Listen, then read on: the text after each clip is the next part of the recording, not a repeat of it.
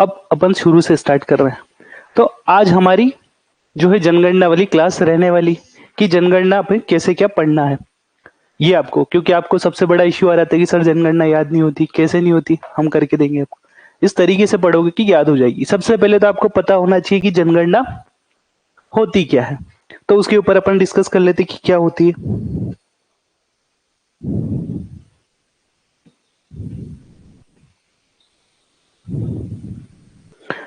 ठीक है, जनगणना क्या होती है? किसी भी देश की जो है प्रत्येक 10 वर्षों के अंतराल पर उस देश की जनसंख्या की स्थिति जानने के लिए जो गणना की जाती है उसको जनगणना कहा जाता है।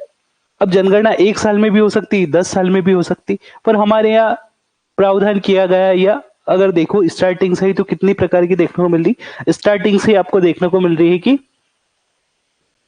स्टार्टिंग से ही आपको देखने को मिल रही है हमारे यहाँ जनगणना कैसे हो रही है, 10 सालों के अंतराल पर हो रही है। ठीक है, क्लियर?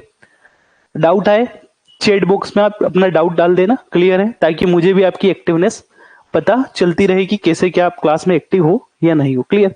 अब बात करते हैं जनगणना की आवश्यकता होती क्यों है, सरकार जनगणना करती क्यों, ये पता होना चाहिए सबसे पहले। तो जनगणना की जो है क्यों आवश्यक होती, इसके ऊपर डिस्कस कर लेते हैं। जनगणना आवश्यक होती है सबसे पहले नीति निर्माण के लिए। किसके लिए? नीति निर्माण के लिए। नीति निर्माण हेतु क्यों आवश्यक होती है उसके ऊपर डिस्कस कर। अब सरकार ने जनगणना करवाई, जनगणना में पता लगा कि महिलाओं की लिटरेसी रेट बहुत कम है। ठीक है, क्लियर? महिलाओं की जो लिटरेसी रेट है वो बहुत कम है। तो अब सरकार ने क्या करा, इसके लिए योजना लॉन्च कर दी। कौन सी? गांव की बेटी योजना हो गई, बेटी बचाओ बेटी पढ़ाओ योजना लॉन्च कर दी। इस टाइप से कर दी। बहुत सारे अवेयरनेस प्रोग्राम चलाए जा रहे हैं, जिससे क्या हो रहा है, महिलाओं की जो साक्षरता दर है उसमें वृद्धि की जा रही। तो पता कैसे चला कि महिलाओं की लिटरेसी कम है? जनगणना करवाई तो ही पता चला। क्लियर? इसी टाइप से भारत सरकार ने जनगणना करवाई, पता चला कि हमारी जो जनगणना 2011 के अकॉर्डिंग 121 करोड़ हो गई। ठीक, अब 121 करोड़ पॉपुलेशन हो गई। अब इसको कंट्रोल भी करना पड़ेगा, बहुत बढ़ती जा रही, जनसंख्या वृद्धि दर भी बहुत ज्यादा बढ़ रही है। तो उसके कारण जनसंख्या में क्या हो रही है, वृद्धि हो रही है। अब इस वृद्धि को नियंत्रित भी तो कर।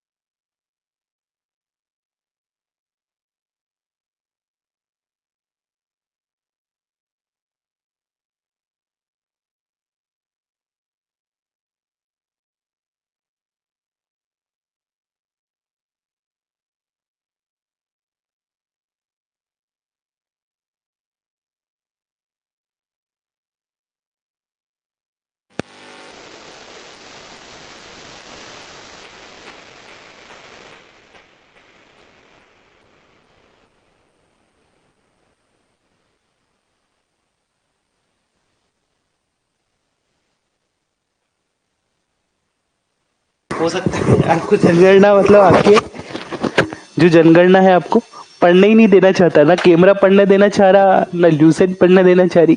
करे तो करे क्या?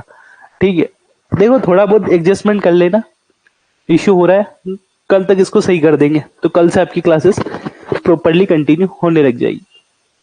ठीक है, अपन समझ रहे थे जनसंख्या जो है जनगणना की क्यों जाती है। तो भारत सरकार ने जनगणना करवाई और जनगणना में पता चला कि जनसंख्या में बहुत ज्यादा वृद्धि हो रही है।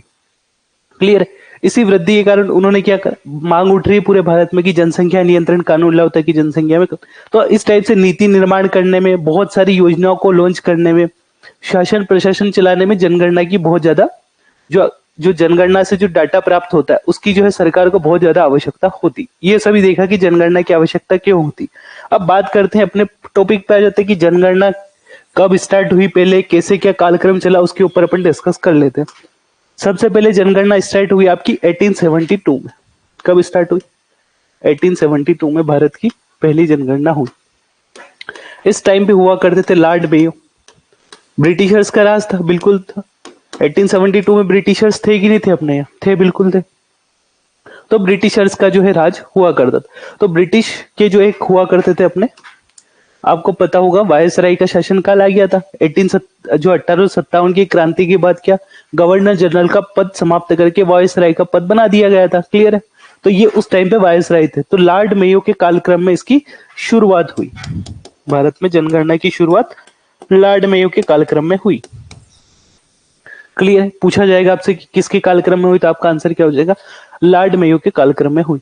अब लॉर्ड मेयो ने पहली बार जनगणना करवाई तो पूरे भारत में नहीं करवाई, इन्होंने कुछ विशिष्ट क्षेत्रों में जनगणना, एक तरीके से ट्रायल फॉर्मेट में देख सकते हो कि ट्रायल फॉर्म में जो इसकी शुरुआत हुई थी कब, 1872 में लॉर्ड मेयो की इसमें हुई थी। क्लियर है? तो अगर प्रश्न पूछे तो किसके कालक्रम में हुई, तो आपका आंसर क्या होना चाहिए? लॉर्ड मेयो की इसमें हुई थी। अब बात आती है फिर वापस 1881 की। कब की बात आती है? 1881 की। भारत के वायसराय बन के आए लॉर्ड रिपन साहब। कौन है? लॉर्ड रिपन साहब आए। लॉर्ड रिपन के कालकाल में भारत में जो है व्यवस्थित जनगणना की शुरुआत हुई। अगर प्रश्न पूछा जाए कि भारत में व्यवस्थित जनगणना की शुरुआत कैसे हुई, तो लॉर्ड रिपन के कार्यकाल, इन्होंने लगभग पूरे भारत में व्यवस्थित रूप से जनगणना करवाई। और व्यवस्थित रूप से इनके बाद से 1881 के बाद से ही आप देखोगे व्यवस्थित रूप से प्रत्येक 10 वर्ष के अंतराल के बाद भारत में जनगणना देखने को मिलेगी। क्लियर? अब बात करते हैं भारत की अभी हाल ही में नवीन जनगणना कौन सी, 2011 की जनगणना है। क्योंकि अभी 2000 जो है 21 वाली जनगणना अभी तक आई नहीं है। क्यों नहीं? उसके बहुत सारे रीजन आपके हो सकते हैं। जैसे आपको पता है 2019 जो 19 के एंड तक कोविड अपने यहाँ आ गया था, फिर 20 में रहा, 21 में रहा, तो मेन तो कोविड हो गया। मेन वजह इसकी कोविड ही देखने को मिलेगी। अब कोविड में जो लॉकडाउन लगा अपना, उसमें इस कारण ये जनगणना काफी डिले हो गई। तो अभी जो है नवीन जनगणना अपने पास कौन सी, अभी अपन 2011 की जनगणना को ही नवीन जनगणना मान के चलेंगे, जब तक जो है 2021 वाली जनगणना आपकी नहीं आ जाती। क्लियर है ना? तो बात करते हैं 2011 की जनगणना की। तो कुछ तथ्यों के बारे में देख लेते। अगर बात करेंगे अपन 1881 से, तो ये लगभग आपकी 15वीं जनगणना देखने को मिलेगी। कौन से नंबर की? 15वीं जनगणना आपको देखने को मिलेगी। क्लियर? 15वीं जनगणना देखने को मिलेगी। अब इसी के आंकड़े के ऊपर अपन डिस्कस करना है, और मध्य प्रदेश लोक सेवा आयोग इसी 2011 की जनगणना से आपके जो है प्रश्न बनाता है। क्लियर है? अब एक एक करके इसके सारे आंकड़ों के ऊपर अपन डिस्कशन करेंगे कि कैसे क्या सिचुएशन रहने वाली है। देखो, उससे पहले कुछ और तथ्यों के बारे में भी अपन डिस्कस कर लेंगे। सबसे पहले अगर बात करेंगे जनगणना की, तो भारत में जनगणना, जैसे आप संविधान पढ़ोगे तो संविधान में आप जो है सूचियां पढ़ते हो, 7वीं अनुसूची पढ़ते हो। इसके अलावा जो है केंद्र राज्य संबंध अगर आप पढ़ोगे तो आर्टिकल 246 में आपको जो है 3 सूचियों में अपने यहाँ प्रशासन चलता है, संघ सूची, राज्य सूची और संवर्ती सूची। तो आर्टिकल 246 जो है अपने संविधान का, वो संघ सूची की बात करता है। किसकी? संघ सूची की बात करता है। क्लियर है? तो अगर प्रश्न पूछ ले कि संघ सूची कौन सा आर्टिकल में, तो आपका आंसर क्या हो जाएगा? आर्टिकल 246 में है। तो संघ सूची में यह प्रावधान किया गया है कि जो है भारत की जनगणना कराने का दायित्व किसका होगा? केंद्र सरकार का होगा। प्रश्न आ जाए आपसे कि जो है जनगणना किस सूची का विषय है, तो आपका आंसर क्या हो जाएगा? संघ सूची का विषय है। ठीक है? अब संघ सूची में भी क्या है, ऐसे सभी विषयों का ऐसे क्रम डिसाइड किया हुआ है। मतलब ऐसे नहीं कि अनफन में कुछ भी, अगर जो संघ सूची में विषय है लगभग 100 विषय के आसपास आपको देखने को मिलेंगे, तो उनका एक क्रम डिसाइड किया हुआ है। कैसे?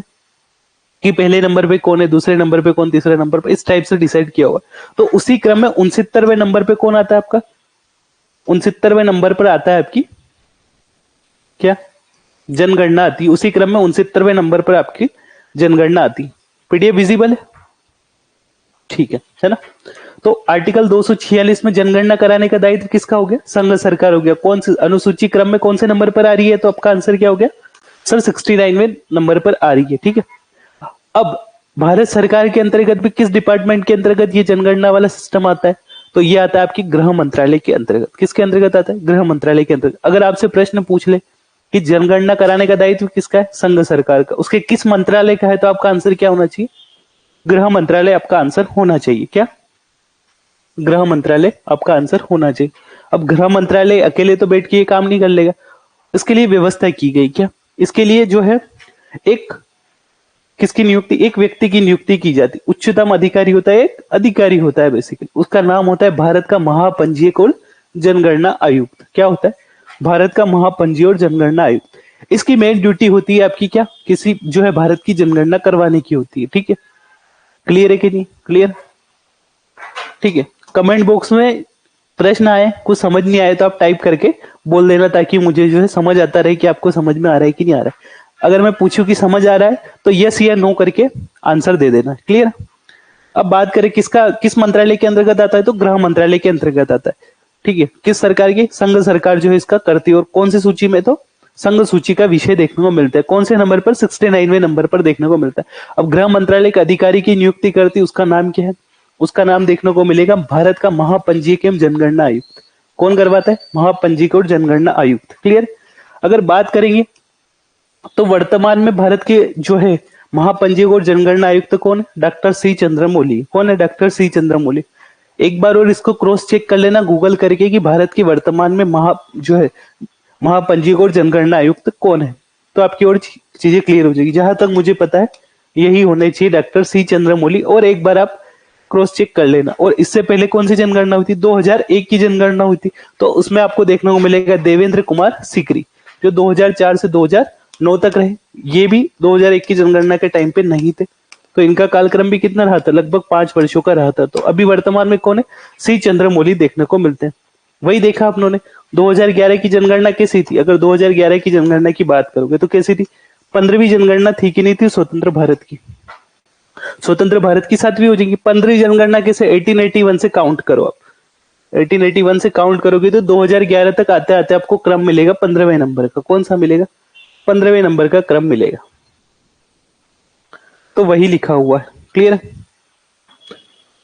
15वें नंबर का क्रम मिलेगा। तो 15वें नंबर की कौन सी जनगणना, 2011 की जनगणना अगर आपसे पूछ ले तो कौन से क्रम की थी, तो आपका आंसर क्या हो जाएगा, 15वें क्रम की थी। और अगर स्वतंत्र, हमारी स्वतंत्रता कब मिली, 1947 में मिली। 1947 के बाद पहली बार जनगणना कब हुई, 1951 में हुई होगी कि नहीं हुई होगी, 1951 में हुई। तो 1951 से अगर काउंट करोगे अभी तक, तो ये स्वतंत्र भारत की कौन सी है, 7वीं जनगणना देखने को मिलती है। यहां से भी प्रश्न आ सकते हैं कि अभी तक कुल कितनी जनगणना हुई, तो आपका आंसर क्या होना चाहिए, 15वीं जनगणना। 15 जनगणना अभी तक हो चुकी है। अगर आपसे पूछे कि स्वतंत्र भारत की वर्तमान में जो 2011 की जनगणना, स्वतंत्रता के पश्चात इसका कौन से नंबर का क्रम है, ऑप्शन दे दिया आपसे 5, 6, 7, 8, तो आपका आंसर क्या हो जाएगा, 7 आंसर आपका हो जाएगा, क्लियर। तो ये स्वतंत्र की 7वीं जनगणना देखने को मिलती। ठीक है, अब कैसे क्या शुरुआत थी इसका देख लेना आप, ये सब कुछ देखने को मिलता है। अब 2000, अब कोई भी जैसे गणना होती है, कुछ भी लॉन्च करते हैं ना, तो उसका एक जो है शुभंकर वगैरह घोषित करते हैं, जिसे इंग्लिश में मैस्कोट भी बोला जाता है। तो इसका शुभंकर क्या था, इसका शुभंकर देखने को मिलती प्रगणक शिक्षिका। क्या देखने को मिलती, प्रगणक शिक्षिका, ठीक है, प्रगणक शिक्षिका देखने को मिलती। इसका आदर्श वाक्य क्या था, हमारी जनगणना हमारा भविष्य। क्या था, हमारी जनगणना हमारा भविष्य, ठीक है। प्रगणक शिक्षिका देखने को मिलती, इसका आदर्श वाक्य था हमारी जनगणना हमारे भविष्य। वही लिखा अपनों ने, लॉर्ड मेयो के कालक्रम में हुई थी। उसके बाद भारत में नियमित रूप से 1881 में, ये सभी रिपन के कार्यकाल में 1881 के समय जो जनगणना आयुक्त थे वो कौन थे, डब्ल्यू प्लोडेन थे। कौन थे, डब्ल्यू प्लोडेन थे। इसके बाद 1951 में हुई जनगणना, जो स्वतंत्र भारत की पहली ये जो है जनगणना थी। और पहली व्यवस्थित जनगणना के समय कौन थे जनगणना आयुक्त, तो डब्ल्यू प्लोडेन थे, ठीक है। इसी टाइप से जनगणना आयुक्त स्वतंत्र भारत के पहले कौन बने, आर ए गोपाल स्वामी। कौन बने, आर ए गोपाल स्वामी आपके देखने को मिलते। कौन, R A Gopal Swamy, clear है। तो अपन और आगे बढ़ते हैं इसमें। वैसे इसमें कुछ फैक्चुअल डाटा टाइप है, अपनों ने पूरा समझ लिया। एक दो बार अब इसको पढ़ोगे तो आपकी चीजें और आसान हो जाएगी। अब बात करते हैं कुछ विश्व के परिप्रेक्ष्य में, बात कर लेते हैं अपन की विश्व में कैसे क्या जनगणना की शुरुआत हुई, उसके ऊपर देखते हैं। तो अगर देखें आधुनिक विश्व में सबसे पहले जनगणना करवाने का जो है श्रेय जाता है स्वीडन को। किसको जाता है, स्वीडन को जाता है। अगर आपसे पूछा जाए कि आधुनिक विश्व में सबसे पहले जनगणना किसने करवाई, तो आपका आंसर क्या हो जाएगा, आपका आंसर हो जाएगा स्वीडन। क्या आंसर हो जाएगा, स्वीडन आंसर हो जाएगा। क्या पूरे विश्व में सबसे पहले जनगणना किसने करवाई, तो स्वीडन ने करवाई।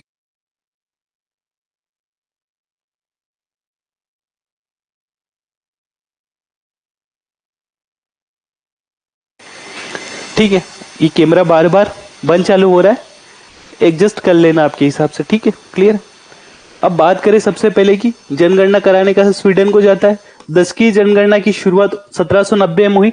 कहाँ हुई थी? अमेरिका में देखने को मिलती। कहाँ देखने को मिलती? अमेरिका में देखने को मिलती। तो भारत में 10 की जनगणना की शुरुआत कहाँ हुई? तो आपका आंसर क्या हो जाएगा? अमेरिका में। और सबसे पहले कहाँ हुई? तो स्वीडन में आपका आंसर देखने को मिलता है। क्लियर है? ये क्लियर है। और इंग्लैंड में जनगणना प्रारंभ हुई थी, ये भी देख सकते हो आप, छोटा मोटा। और इंग्लैंड में कब प्रारंभ हुई? तो 1801 में हुई। ठीक है। और भारत में कब प्रारंभ हुई? तो 1872 में प्रारंभ हुई थी। और व्यवस्थित रूप से कब? 1881 में। पहला देश कौन? स्वीडन। उसके बाद अगर 10 की रूप से कहाँ चालू हुई सबसे पहले? तो आपका आंसर क्या हो जाएगा? अमेरिका में। इंग्लैंड में 1801 में।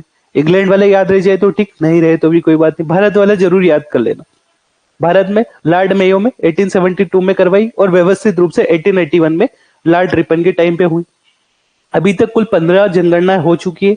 स्वतंत्र भारत की कौन सी हुई थी? 1951 में हुई थी, और हाल ही में 2011 में हुई। क्लियर है? इतना क्लियर है कि नहीं? यस या नो करके आंसर दे सकते हो आप। ठीक है। अगर बात करें अपन 1951 की, तो ये कौन सी थी जो है? अगर बात करोगे तो सात, अभी तक 1951 से 2011 की बात करोगे, 2011 की 7वीं हो जाएगी, और 1881 से अभी तक काउंट करोगे तो 15वीं हो जाएगी। ये सभी अपनों ने देख लिया। अब कुछ जो है अपन इसके ऊपर डेफिनेशंस के ऊपर डिस्कस कर लेते, जो आपकी अंदर बहुत काम में आने वाले। अपन पढ़ेंगे कि जनसंख्या घनत्व में कौन सा स्टेट प्रथम है, लिंगानुपात में पहला स्टेट कौन सा प्रथम, लिटरेसी रेट में पहला स्टेट कौन सा प्रथम है, सबसे कम लिटरेसी रेट कहाँ देखने को मिलेगी। तो इन सभी के ऊपर अपन पूरे लेक्चर में डिस्कशन करेंगे। तो ये चीजें क्लियर तो होनी चाहिए आपको कि जनसंख्या घनत्व क्या होता है, लिंगानुपात क्या होता है। ये चीजें क्लियर होनी चाहिए कि नहीं होनी चाहिए? होनी चाहिए। तब बात करते हैं जनसंख्या घनत्व होता है क्या। घनत्व क्या होता है? मतलब एक क्षेत्र में कितनी चीजें आपकी है, वो सभी क्या आएगी? घनत्व कहलाएगी। देखो, जनसंख्या घनत्व वही है कि मतलब प्रति वर्ग किलोमीटर में आपके कितने लोग निवास कर रहे हैं। मान लो एक रेडियस है आपका, मान लो एक कमरा है, ये वाला जिस क्लासरूम में अपन रिकॉर्ड कर रहे हैं कमरा है, इसकी डेंसिटी कैसे ज्ञात करेंगे? ऐसे ज्ञात करेंगे कि अभी वर्तमान में इस रूम में कितने लोग बैठे हों। वो जो लोग बैठे हैं उनसे पता चलेगा कि इस कमरे में जो है अभी वर्तमान में घनत्व कितना है। इसी से पता चलेगा ना। ये कमरा एक रेडियस हो गया आपका, मान लो 1 किलोमीटर का क्षेत्र एक कमरा हो गया, इसमें बहुत सारे लोग बैठे हैं।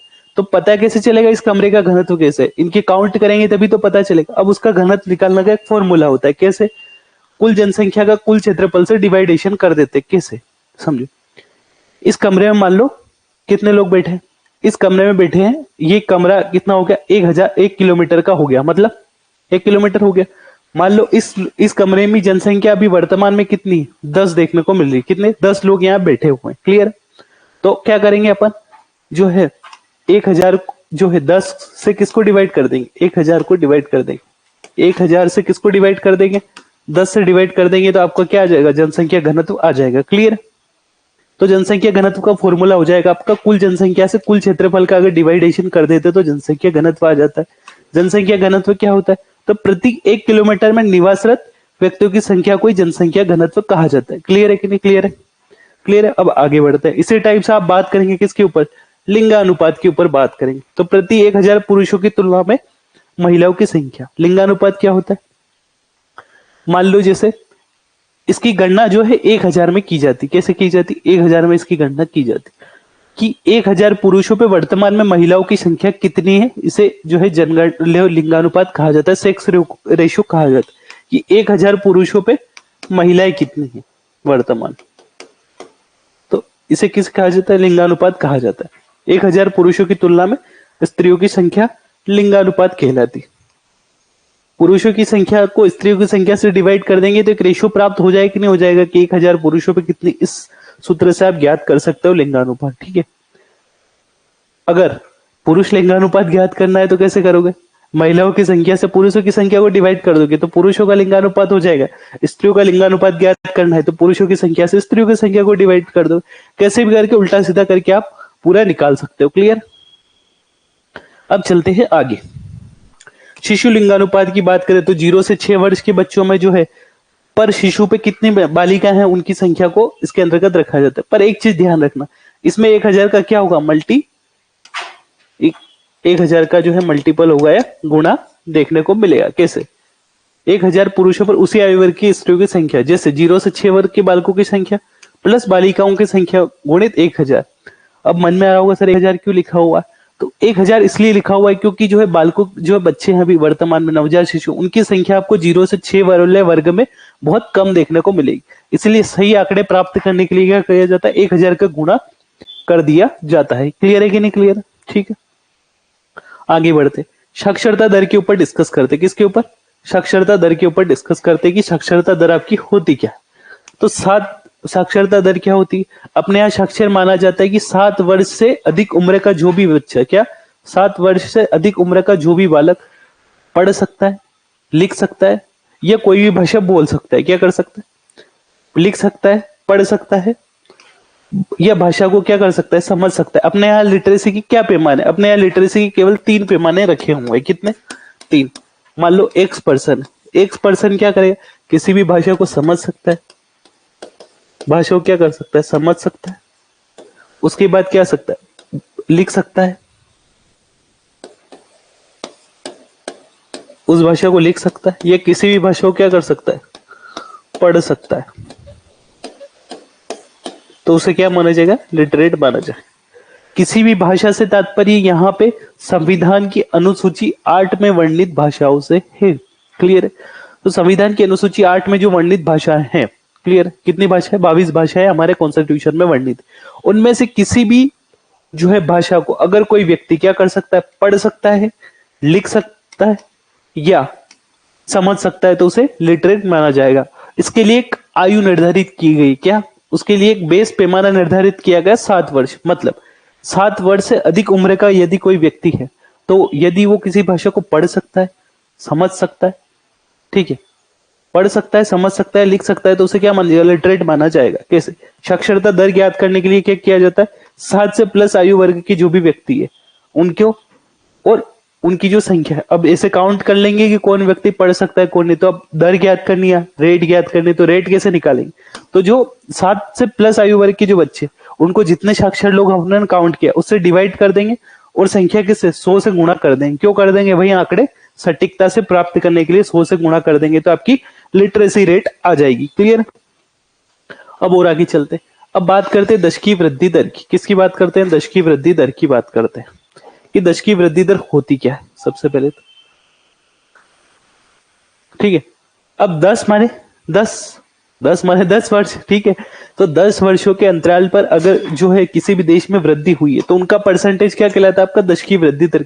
10 वर्षों के मध्य अंतराल पर हुई जो है वृद्धि दर क्या कहलाती है, दशकीय वृद्धि दर कहलाती। अब कैसे इसकी जनसंख्या कैसे ज्ञात, अब जनसंख्या में वृद्धि कैसे हुई है ज्ञात करने के लिए क्या करेंगे, सबसे पहले तो हमें पता होना चाहिए कि पुरानी जनगणना कितनी और वर्तमान में संख्या कितनी। जैसे मान लो कि 2001 की जो जनगणना थी, किसकी, 2001 की जनगणना थी अपनी, उसमें मान लो भारत की जो जनगणना थी, जो जनसंख्या थी वो कितनी हो गई, 100 हो गई। ऐसे मान सकते हो कि 100 हो गई। क्लियर? 2001 में भारत की जनगणना कितनी थी, 100 थी। अब जैसे ही 2011 की अपनों ने जनगणना करी तो पता चला कि भारत की जनगणना जो है या जनसंख्या जो है वो 100 से बढ़कर कितनी हो गई, 110 हो गई। ठीक है, अब इनमें कितनी वृद्धि हुई, 100 माइने 110 में से 100 घटा लेंगे तो कितने बचे, 10 बचे। तो 10 की वृद्धि हुई। तो आप बोल दोगे कितनी वृद्धि हुई, 10 की वृद्धि हुई। क्लियर है? 10 वर्ष के अंतराल पे 10 की वृद्धि हुई। अब बात अपने रेट ज्ञात करनी, तो रेट ज्ञात करने के लिए क्या करेंगे, जो वृद्धि हुई कितनी, 10 की वृद्धि हुई, उसको 100 से अपन डिवाइड कर देंगे। इसको 10 से 100 को डिवाइड कर देंगे और इंटू क्या कर देंगे, 100 कर देंगे। तो 100 से 100 कैंसल, कितने परसेंट की वृद्धि हुई, 10% की वृद्धि हुई। इस टाइप से आप किसी भी जनसंख्या क्या कर सकते हो, 10 की वृद्धि दर ज्ञात कर सकते हो। बात करेंगे शिशु मृत्यु दर की। किसकी बात करेंगे, इसको भी क्या 1000 पे ज्ञात किया जाता है ना। शिशु क्या होता है, शिशु की परिभाषा है कि 1 वर्ष से छोटे बालक को क्या माना जाता है, शिशु माना जाता है। तो शिशु मृत्यु दर क्या हो जाएगी, प्रति 1000 जीवित शिशु। अब कितने जीवित शिशु जो जन्मे हैं 1000, और शिशु की परिभाषा का जन्म से लेके 1 वर्ष तक यहाँ पे डिसाइड की गई। ठीक है, 1 वर्ष से कम आयु के मृत शिशुओं की संख्या दर्शाती। कैसे, क्लियर है कि नहीं क्लियर? वैसे तो क्लियर होगा डेफिनेशन फॉर्म में कि 1 वर्ष से कम एक जो है पैमाना डिसाइड किया हुआ है, उससे जो आपकी देखने को मिलेगी क्या, मृत जो उससे 1000 जो 1 वर्ष से कम जो जितने भी शिशु है, मान लो 1000 शिशु है ना, तो 1000 शिशुओं पे जो है कितने लोगों की या कितने शिशुओं की मृत्यु हो रही है उसी को शिशु मृत्यु दर के अंतर्गत काउंट किया जाएगा। 2011 में एक नेशनल पॉपुलेशन रजिस्टर जो है बनाया गया है, जिसमें लोगों के बायोमेट्रिक जो है ये भी लिए गए थे। अब वही, अब दो चीजें याद करो।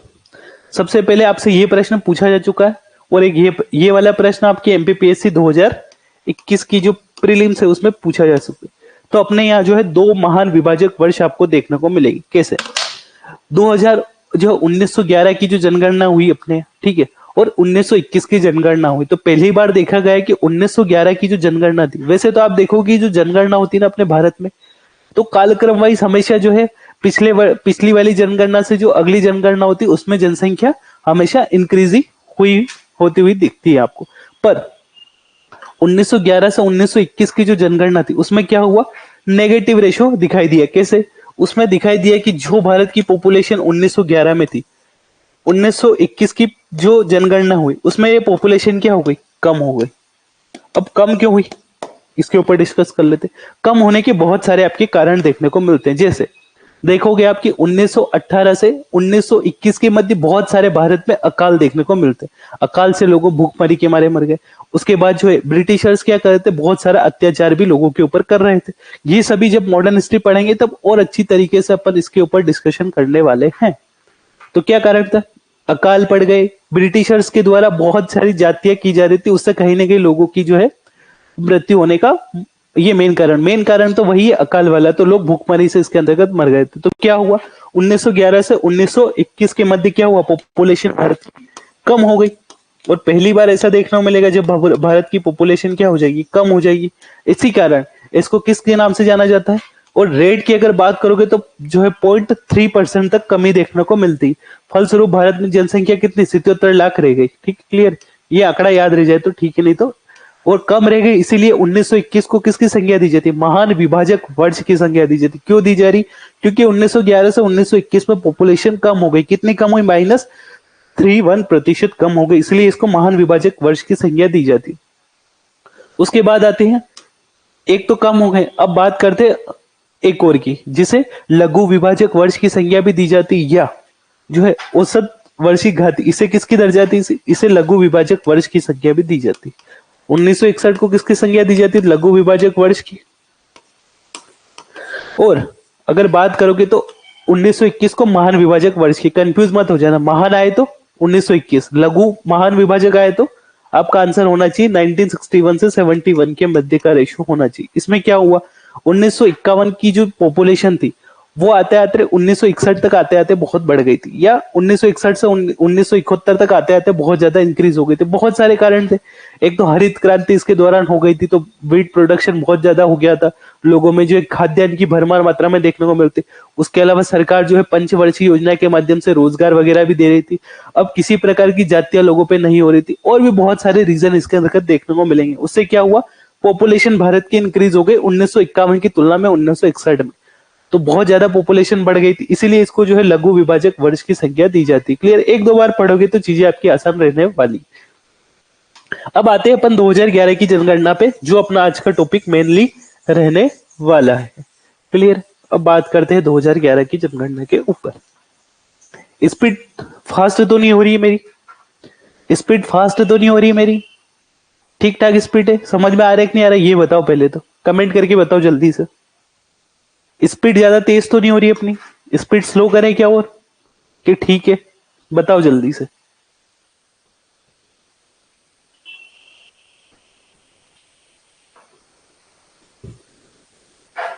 ठीक है, तो अपन याद कर 2011 की जनगणना के ऊपर डिस्कस करते हैं कि इसके प्रमुख आंकड़े क्या है। तो अगर बात करें 2011 की जनगणना की, तो 2011 में आपको जनगणना देखने को मिलेगी भारत की कितनी, 1 करोड़ कितनी, 121 करोड़ कितनी देखने को मिलेगी, 121 करोड़ पॉपुलेशन देखने को मिलेगी। 121 करोड़ ही याद रख लेना, आपके लिए काम हो जाएगा। ठीक, 121 करोड़, ठीक है, सही है। तो फिर ऐसे ही चलने देते हैं अपन। तो आपकी पॉपुलेशन कितनी देखने को मिलेगी, 121 करोड़ देखने को मिलेगी। क्लियर, अगर बात करें जिसमें पुरुष पॉपुलेशन की बात करें तो लगभग 51.47%, और महिलाओं की बात करें तो कितनी, 48%। पुरुष कितने आपके 51.47% और महिलाएं कितनी, फीमेल्स की बात करें तो अपनी 48.53%, ये 100% का डिवाइडेशन मिलता है और 100% में कितने 121 करोड़ भारत की पॉपुलेशन देखने को मिलती है। क्लियर है? ये आंकड़ा, अगर ये जो पॉपुलेशन वाला आंकड़ा आपको याद करने की किसी प्रकार की कोई आवश्यकता नहीं देखने को मिलती, बस 121 करोड़ याद कर लेना, परसेंटेज याद कर लेना, जिससे आपको जो है गैप देखने को मिलेगी, कितना ज्यादा गैप अपने यहाँ देखने को मिलता है। क्लियर? तो ये सब अपन इसके ऊपर और जैसे भारत की जनगणना, विश्व की अगर जनगणना की बात करें तो कितने देखने को मिलती, विश्व की कुल पॉपुलेशन की लगभग 17.5% देखने को मिलती। कितनी? 17.5% देखने को मिलती। तो पूछ लेगा आपसे कि भारत की जो पॉपुलेशन, वो विश्व की पॉपुलेशन की कितने परसेंट है, तो क्या आंसर हो जाएगा आपका? 17.5% आपका आंसर होना चाहिए। कितने? 17.5%। एक दो बार और इस पीडीएफ को पढ़ोगे तो आपके चीजें और आसान हो जाएगी, क्योंकि इसमें लगभग लगभग आपको डाटा ही देखने को मिलेगा, इसीलिए आपको याद करने में ज्यादा परेशानी आ रही थी। क्लियर? अपन एक दो बार समझ लेंगे चीजें तो आपकी क्या हो जाएगी, और आसान देखने को मिलेगी। तो कितनी भारत की जो जनसंख्या है, वो विश्व की कुल जनसंख्या कितनी देखने को मिलेगी? 17.5% देखने को मिलेगी। अब देखो, अब ये पूरे आंकड़े देखने को मिलेंगे जिनके ऊपर अपन जो है लेक्चर के दौरान और डिस्कशन करने वाले हैं। सबसे पहले देखो, जनसंख्या घनत्व की अगर बात करें अपन, किसकी? वर्तमान में जनसंख्या घनत्व की अगर बात करें तो वर्तमान में भारत का जनसंख्या घनत्व है लगभग कितना? 382 देखने को मिलता है। कितना? 382 जनसंख्या घनत्व देखने को मिलता है। अब जनसंख्या घनत्व क्या होता है ये मेरे से मत बुलवाना आप तो। 382 देखने को मिलते हैं क्या? जनसंख्या घनत्व।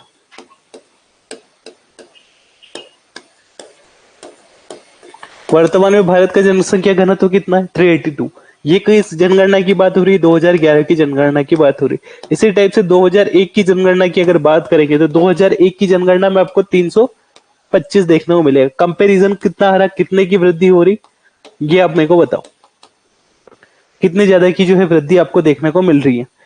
2011 में 382 थी, 2001 में 325 थी, 2001 325 से बढ़कर 382 हो गई। कितनी वृद्धि हुई ये बताओ आप मेरे को, कि कितनी ज्यादा वृद्धि हुई, ये आप जो है जल्दी से टाइप करके बताओ।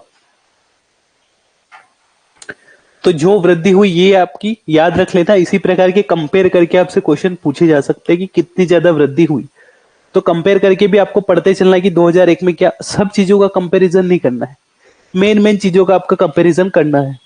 ठीक है? 57 की आपकी वृद्धि देखने को मिलती है। ठीक है? तो मेन मेन चीजों का आपका कंपैरिजन करना है, सबका कंपैरिजन नहीं करना है, किसका कंपेयर करके पढ़ना है तो ये पता। तो 2001 से 2011 में कितने जो है वृद्धि हो गई प्रति व्यक्ति? 57 की जो है वृद्धि हो गई, 57 की वृद्धि होगी। अब इस टाइप के प्रश्न पूछ ले तब केपेबल हो के नहीं आंसर देने को, याद रहेगा 57 के? नहीं रहेगा, नहीं रहेगा तो याद करना पड़ेगा, ये आपकी मजबूरी है अगर सिलेक्शन लेना है तो। ठीक है? अब बात करते दूसरी चीज की, लिंगानुपात की बात करते। अगर बात करें वर्तमान में भारत का लिंगानुपात कितना है? 943। अब तो वर्तमान में अभी जो हाल ही में जो हेल्थ सर्वे आया था अपना, उसमें तो लिंगानुपात बहुत ज्यादा बताया गया है, पर अभी अपन 2011 की जनगणना पढ़ रहे हैं, तो उसी के अकॉर्डिंग आपको चलना है और इसी की जो है प्रश्न आपके बनने वाले हैं। जब भारत का आर्थिक सर्वेक्षण देखने वाले हैं अपन, भारत और एमपी का देख लेंगे, तो उसमें इसके ऊपर और डिस्कशन कर लेंगे कि आर्थिक सर्वेक्षण के अनुसार भारत की जो लिंगानुपात क्या है, सेक्स रेशियो क्या है। ठीक है? इसके अलावा अपन देख लेंगे कि भारत की जो जनसंख्या घनत्व कितना है, कितनी पॉपुलेशन इंक्रीज हो गई, शिशु मृत्यु दर क्या है, ये हेल्थ सर्वे के अनुसार आंकड़े देख लेंगे। पर अभी हमें देखना है किसके? भारत की जनगणना जो 2011 को हुई उसके अकॉर्डिंग। प्रश्न ऐसे पूछा है भारत 2011 की जनगणना के अनुसार, फिर आपसे प्रश्न पूछा जाएगा तो कितनी जनसंख्या पॉपुलेशन अपनी देखने को, लिंगानुपात पॉपुलेशन में अपना लिंगानुपात कितना देखने को मिलेगा? तो 943 देखने को मिलेगा। कितना? 943 देखने को मिलेगा। और ये जो था 2001 में कितना था? 2001 में आपको देखने को मिलेगा 933, और वर्तमान 2011 में कितना देखने को मिलेगा? 943। कितने की वृद्धि हो गई ये बताओ पहले तो, कितने की वृद्धि हुई? 10 की वृद्धि आपको देखने को मिलेगी। कितने? 10 की वृद्धि देखो 1933, 933 से 943, 10 की वृद्धि हुई ना। तो ये प्रश्न भी आपसे पूछा जा सकता है। इसी टाइप से अगर शिशु लिंगानुपात की बात करें तो पहले कितना था? 927 था, अब कितना रह गया? 918 रह गया। कितने की कमी हुई? 927 से घटकर 918 रह गया, तो कितने की कमी हुई? 9 की कमी आपको यहाँ देखने को मिलेगी। कितनी? 9 की कमी हुई। तो प्रश्न पूछा जा सकता है, सेंटेंस फॉर्मेटिंग में आपसे प्रश्न पूछा जा सकता है कि जो है शिशु लिंगानुपात में कितने की कमी हुई, तो आपका आंसर क्या होना चाहिए? नो आंसर होना चाहिए। इसी टाइप से लिंगानुपात में कितने जो है वृद्धि हुई, तो ओवरऑल बड़े लोगों के लिंग 1 वर्ष से ज्यादा के लिंगानुपात में कितनी वृद्धि हुई, तो आपका आंसर क्या हो जाएगा? 10 वर्ष। और अगर प्रश्न आपसे पूछा जाए, क्या प्रश्न पूछा जाए? प्रश्न पूछा जाए कि शिशु लिंगानुपात में कितने की कम हुई, तो आपका आंसर क्या होना चाहिए? नो आंसर आपका होना चाहिए। क्लियर? साक्षर लोगों की संख्या के ऊपर अपन डाटा कंपेयर करते जा रहे हैं ताकि आपकी चीजें और आसान हो जाए। ऐसे कंपेयर करके ही आपको पढ़ना है, ताकि अगर प्रश्न डीप जाके सेंटेंस फॉर्मेटिंग में अगर आपसे प्रश्न बन गए तो आपसे जो है प्रश्न ज्यादा सही होने की संभावना रहे। ठीक है, डेप्थ जाके, हालांकि पीएससी डेप्थ जाके प्रश्न तो नहीं बनाएगा जहां तक मुझे उस जो है अनुभव है पीएससी के बारे में, पर क्या पता प्रश्न बना भी लिया तो फिर क्या करेंगे अपन? गलत तो करके नहीं आ सकता ना, क्योंकि जनगणना पढ़ रहे तो कंपेयर करके ही पढ़ लो। ये वाला डाटा आपके मेंस में भी काम आएगा।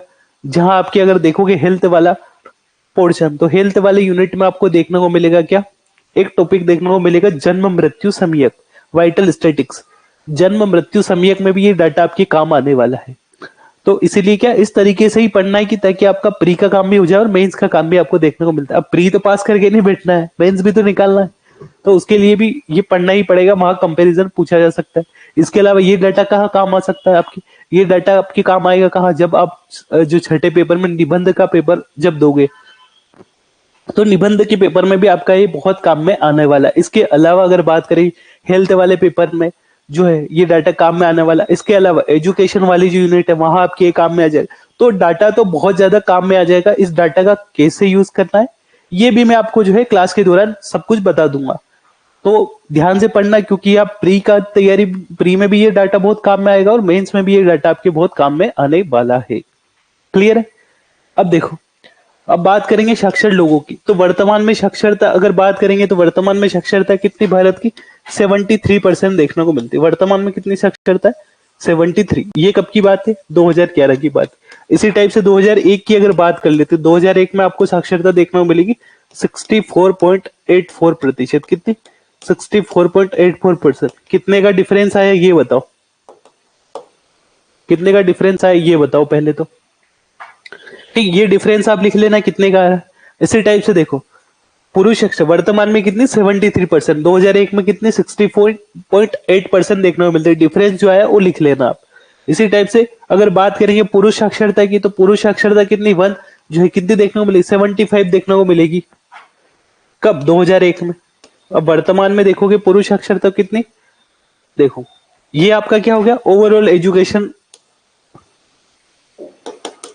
का डाटा हो गया। Overall education female, male female दोनों का। ठीक है, इसी टाइप से अगर बात करेंगे आपसे किसकी, अब इसमें जो अपना 73, इसमें भी दो आएंगे, एक मेल आएगा एक फीमेल, तो उसके ऊपर भी डिस्कस कर लेते हैं। तो वर्तमान में जो अगर बात करोगे आपकी कौन सी, मेल लिटरेसी रेट की, किसकी? मेल की। पुरुष साक्षरता दर की, तो अगर बात करोगे दो आंकड़े इसमें भी देखना है कंपैरिजन करके, तो ठीक है 2011 की अगर बात करें तो वर्तमान में जो पुरुष साक्षरता आपको देखने को मिलेगी कितनी? 80.9%। कितने? 80.9% देखने को मिलेगी। इसी टाइप से 2000 अगर एक की बात करें तो आपको देखने को मिलेगी 75.26%। कितने का डिफरेंस आया लिख लेना अपने हिसाब से। ठीक है, कितने का डिफरेंस है ये पता होना चाहिए। मेन मेन जो चीजें उनके डिफरेंस आपको निकालने पड़ेंगे और याद करने पड़ेंगे। कितने का डिफरेंस आ रहा आप निकाल के देख लेना। इसी टाइप से अगर बात करेंगे फीमेल लिटरेसी रेट की, किसकी बात करेंगे? फीमेल लिटरेसी रेट की बात कर लेते हैं। फीमेल लिटरेसी रेट की अगर बात करें तो फीमेल वाली कितनी हो गई अभी बढ़कर? ये भी 2001 और 2011 में डिस्कस करने वाले हैं। 2011 की अगर बात करें तो 2011 में ये देखने को मिलेगी कितनी?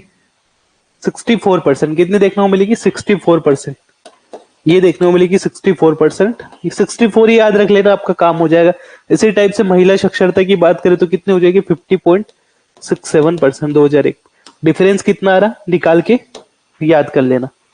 क्लियर है कि नहीं क्लियर है? यस या नो? क्लियर है कि नहीं क्लियर है? कर लोगे इतना तो कि ये भी करके देना पड़ेगा?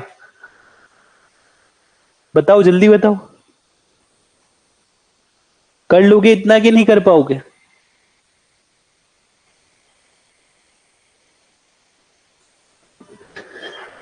बोलो, जल्दी बोलो, यस या नो? ठीक है, अभी हाल ही में 2000 जो 21 का मेंस हुआ आपका थोड़े समय पहले, तो उसमें प्रश्न पूछा हुआ था लिटरेसी रेट का कि महिलाओं की साक्षरता दर में कैसे क्या वृद्धि हुई है समझाओ। तो एक भारत के परिप्रेक्ष्य में ऐसे समझा सकते हो कि अभी वर्तमान में इतनी है, 2001 में कितनी थी, अभी जो है इन दोनों का डिफरेंस निकालोगे इतना, इसी टाइप से मध्य प्रदेश का डाटा उठा के रख सकते थे आप। पूरा डाटा पे खेल था, 5 नंबर का प्रश्न था, अगर सही सही डाटा आप लिख देते तो आपको 4 साढ़े 4 नंबर मिलते। 5 में 4 साढ़े 4 नंबर ऐसे मिलते, क्योंकि जहां जहां अगर डाटा वाला प्रश्न अगर आपके आया मेंस में, और अगर आपने सही सही डाटा अगर उसमें पुट कर दिया, सही सही डाटा लिख दिया, तो संभावना है कि आपको पूरे में से पूरे नंबर वहां मिल सकते हैं। कैसे मिल सकते हैं? पूरे में से पूरे नंबर आपको देखने को मिल सकते हैं। इतना क्लियर है कि नहीं क्लियर, ये बताओ।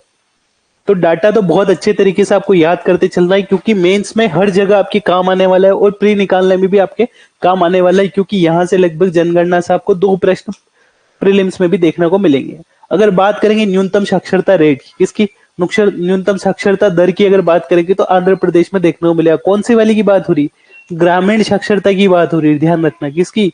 ग्रामीण साक्षरता की। तो न्यूनतम ग्रामीण साक्षरता कहाँ देखने को मिलेगी? आंध्र प्रदेश में देखने को मिलेगी। और शहर की न्यूनतम साक्षरता देखने को मिलेगी उत्तर प्रदेश में। और सर्वाधिक, सभी मामलों में सर्वाधिक जहां भी आया ना लिटरेसी रेट में, आंखें मीच के केरल लगा के आ जाता है। क्या लगा के आओगे? केरल लगा के आओगे। तो सर्वाधिक कहाँ होंगे? केरला की। ग्रामीण में आंध्र प्रदेश हो गया, और न्यूनतम शहरी में उत्तर प्रदेश आपका देखने को मिलता है। अब देखो कुछ कुछ और फैक्चुअल डाटा देख लेते, फिर उसके बाद अपन और इसको स्टार्ट करने वाले हैं। कुछ सामान्य ज्ञान के बारे में बात कर लेते। सबसे पहले, देश में अब तक पूर्ण साक्षर घोषित किसको किया जा सकता? एकमात्र राज्य केरल जिसको अभी तक पूर्ण साक्षर घोषित किया जा सकता। प्रश्न आ जाएगा, निम्नलिखित में से किस राज्य को अभी तक पूर्ण साक्षर घोषित किया जा चुका है? ये प्रश्न आपसे। आपके आंसर है, आपकी जो ऑप्शन है वो है केरल, आंध्र प्रदेश, उत्तर प्रदेश या बिहार। तो आपका आंसर क्या हो जाएगा? केरल आंसर हो जाएगा। क्लियर है? क्योंकि केरल अपनों ने पढ़ा ही कि केरल को क्या करा है, केरल को जो है क्या पढ़ा है, अभी पढ़ा है अभी कि केरल को जो है पूर्ण साक्षर जिला घोषित कर दिया गया है। ठीक है, ठीक है। इसी टाइप से देखोगे 2011 की जनगणना के अनुसार एसटी व्यक्तियों की कुल संख्या, एससी की बात हो रही है, तो कितनी भारत में? 16.6% देखने को मिलेगी। कितनी? 16.6% देखने को मिलेगी। अगर एससी भी लिंगानुपात की अगर बात करें तो 945 देखने को मिलेगा। ये याद रह जाए तो बढ़िया। 10 की वृद्धि दर 20.8%, ये आंकड़ा देखने को मिलता है। एसटी का जरूर याद रख लेना।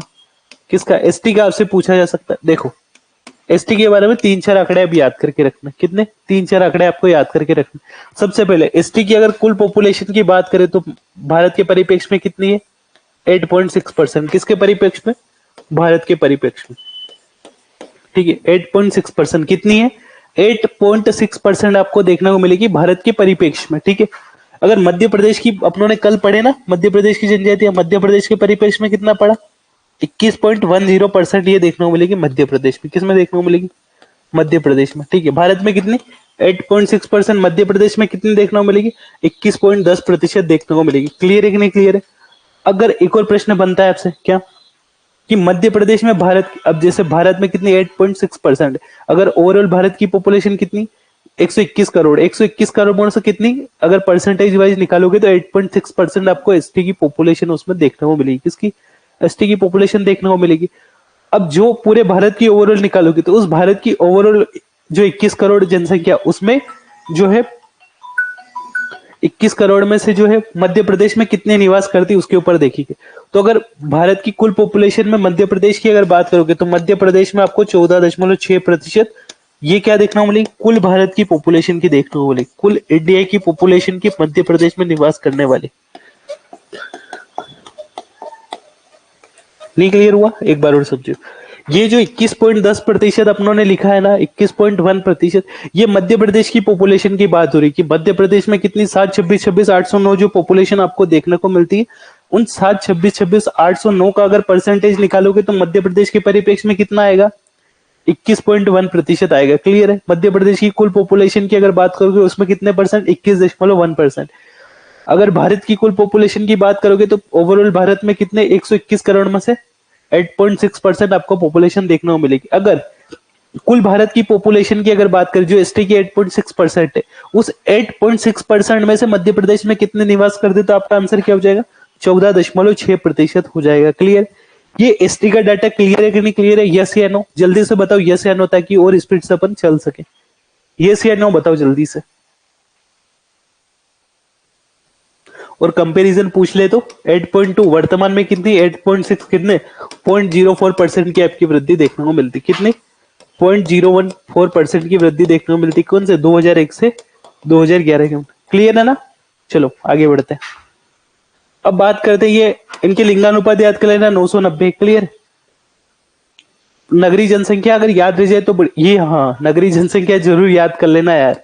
ये प्रश्न आपका पूछा हुआ है 2020 में, 2021 में प्रश्न पूछा हुआ है आपका कि जो है भारत में कितने परसेंट जो है नगरों में निवास करने वाली पॉपुलेशन।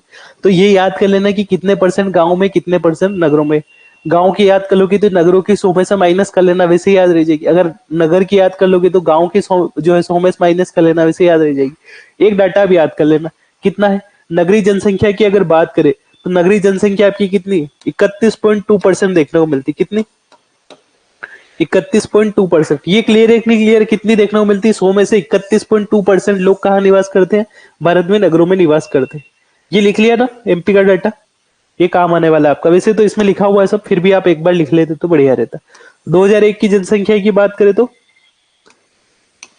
ये 2011 अभी, और ग्रामीण जनसंख्या कितनी हो जाए देखो 21.2% तो क्या हो जाएगी आपकी शहरी, और ग्रामीण की अगर बात करोगे तो कितनी हो जाएगी 68.8% देखने को मिले। 100 में से दोनों में से एक डाटा याद कर लेना, ये पूछा जा चुका है तो ये पूछने की संभावना आपकी बन रही है। ठीक है, तो कितनी है शहरों में निवास करने वाली 31.2%, और ग्राम में निवास करने वाली कितनी हो जाएगी आपकी 68.8% देखने को मिलेगी। क्लियर है कि नहीं क्लियर है? यस या नो? अब अपन जनगणना के ऊपर आने वाले हैं। किसके ऊपर? जनगणना के ऊपर आने वाले हैं।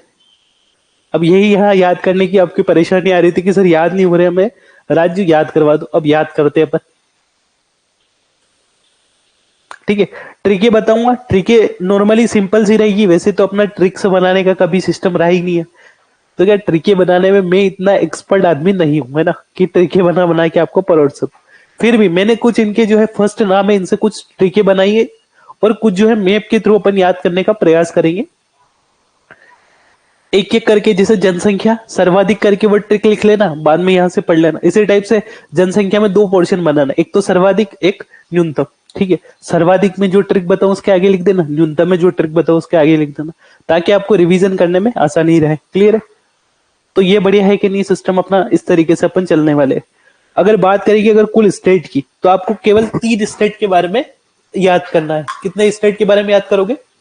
3 स्टेट के बारे में याद रखना कि सबसे बड़ा स्टेट कौन सा है, सबसे छोटा स्टेट कौन सा है। मतलब सबसे छोटा माने यूं कि सबसे जो 3 बड़े मेजर स्टेट कौन से पॉपुलेशन के मामले में, और 3 स्मॉल स्टेट कौन से हैं जो पॉपुलेशन के मामले में आपको कम देखने को मिले। कितने कितने याद करने? 3 3 याद करने, चाहे वो लिटरेसी रेट में हो, चाहे लिंगानुपात में हो, सभी में आपको कितने याद करने? 3 ही याद करने। 3 से आपके जो एग्जाम में सारे प्रश्न बन जाएंगे।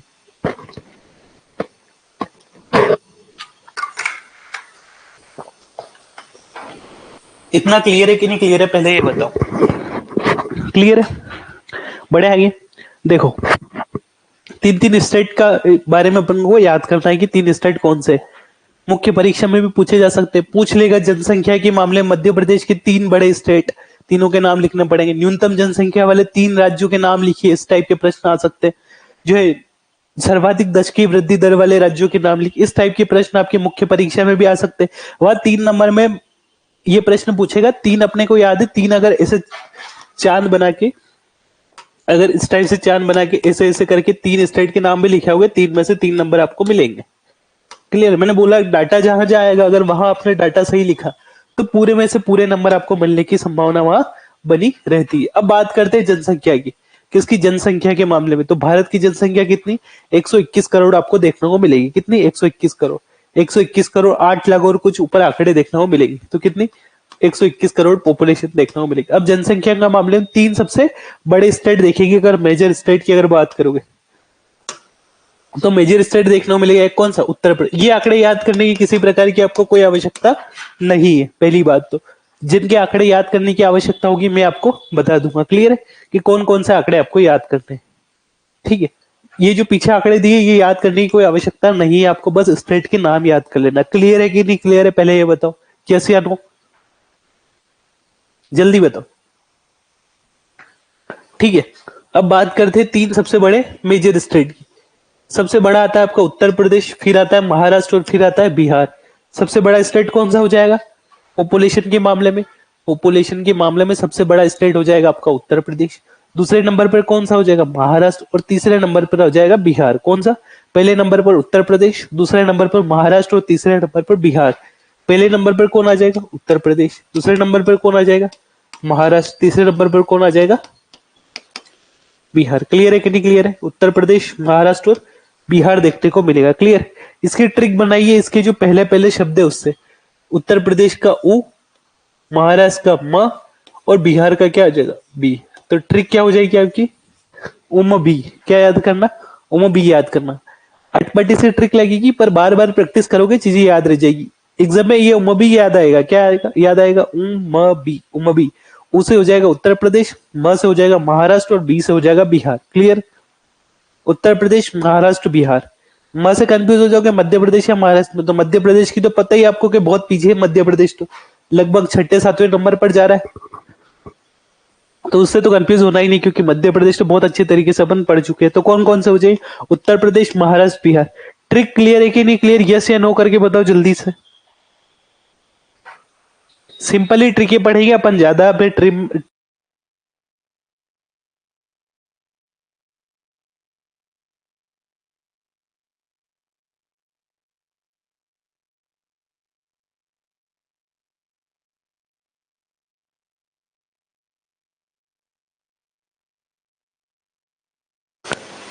ठीक है, क्लियर है। आज तो कैमरे ने इतना ज्यादा परेशान करके रखा हुआ है, क्लास के बीच बीच में कैमरा ऑफ हो रहा है, चालू हो रहा है, ऑफ हो रहा है, चालू हो रहा है। कैमरा भी नहीं चाहता है कि आप एग्जाम में 2 प्रश्न सही करके आओ। कैमरा भी आपकी जो है परीक्षा लेना चाहता है। एक तो सर ने संडे को बुला के परेशान कर दिया, आराम से मैं 8-9 बजे उठता या उठती, और फालतू में सर ने 8 बजे बुला दिया। वो एक तो आई नहीं आज, देखो। बड़े आराम से सो रही होगी वो तो। उसको मैंने बोला कि घर में बैठ के आराम से तुम क्लास देखना, पर वो बोले कि सर मैं तो आऊंगी। मैंने कहा जैसी तुम्हारी इच्छा। अब ना तो वो आई, ना उसने क्लास ज्वाइन करी।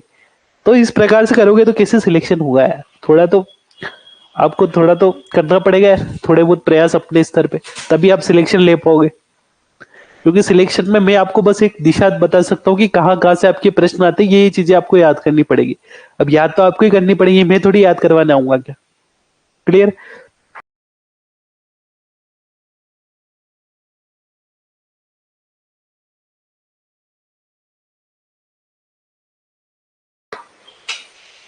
हाँ, वापस चालू हो गया कैमरा है ना? वापस चालू हो गया है। क्लियर है? वॉइस क्लियर है? यस या नो? यस या नो? जल्दी जल्दी बताओ, यस या नो? ठीक है। अरे अब कैमरा ज्यादा ही परेशान कर रहा है आज यार। ठीक है, अब जनसंख्या के मामले में बात करेंगे तो आपको 3 याद करने। कौन से? उत्तर प्रदेश, महाराष्ट्र और बिहार याद करना है। ट्रिक क्या हो जाएगी? उम बी हो जाएगी। क्लियर है? कौन सी ट्रिक हो जाएगी? उम बी। क्लियर है कि नहीं क्लियर? उत्तर प्रदेश, महाराष्ट्र, बिहार आपकी ट्रिक हो जाएगी जनसंख्या के मामले में।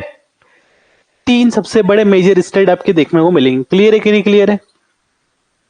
अब इसी प्रकार से बात करते पॉपुलेशन के मामले में सबसे जो है छोटे स्टेट के बारे में। ये न्यूनतम जनसंख्या कहाँ कहाँ पाई जाती? तो सबसे न्यूनतम जनसंख्या देखने को मिलेगी आपको सिक्किम में, उसके बाद देखने को मिलेगी मिजोरम में, उसके बाद देखने को मिलेगी कहाँ आपको? अरुणाचल प्रदेश में। कहाँ देखने को मिलेगी? अरुणाचल प्रदेश में। सबसे पहली कहाँ देखने को मिलेगी? सिक्किम में। दूसरे नंबर पर देखने को मिलेगी। अब क्लियर है कि नहीं क्लियर है क्लास? यस या नो करके तो बता दो, तो मेरे को और ज्यादा चीजें क्लियर हो सके। मेरे चल रही है, जल्दी बताओ यस या नो। वॉइस क्लियर है कि नहीं क्लियर है?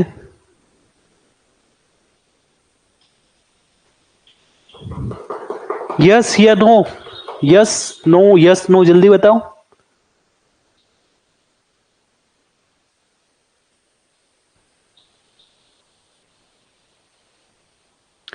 यस या नो?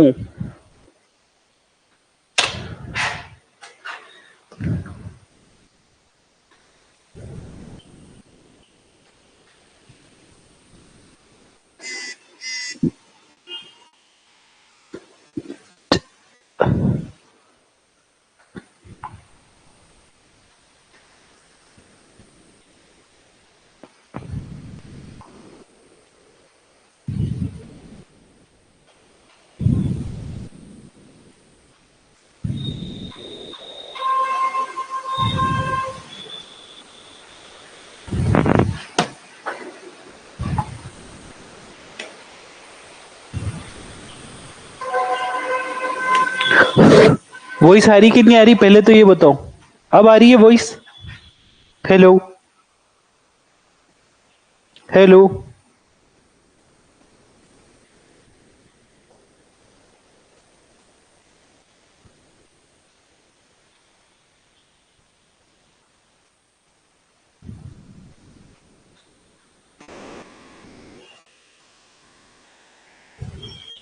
हेलो। यहाँ तो आ रही है यार, शो तो हो रहा है कि आवाज आ रही है? फिर क्या इशू हो रहा है?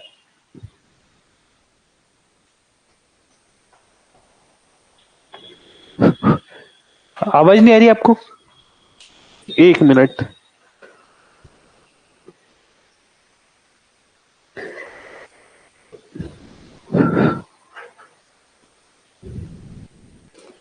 थोड़ा सा। Hello hello hello.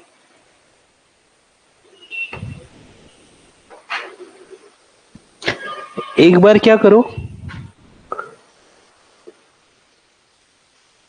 दिख रहा है? क्लियर है? वॉइस आ रही है कि नहीं आ रही? मेरे इसमें तो आ रही है आवाज। यस या नो करके बता दो जल्दी से, ताकि अपन और आगे बढ़ सके, क्योंकि आज ये कम से कम भारत की जनगणना तो खत्म करना ही है।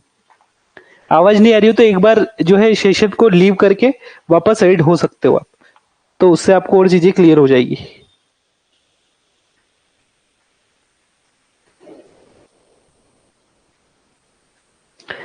आ रही है? ठीक है, बढ़ते आगे।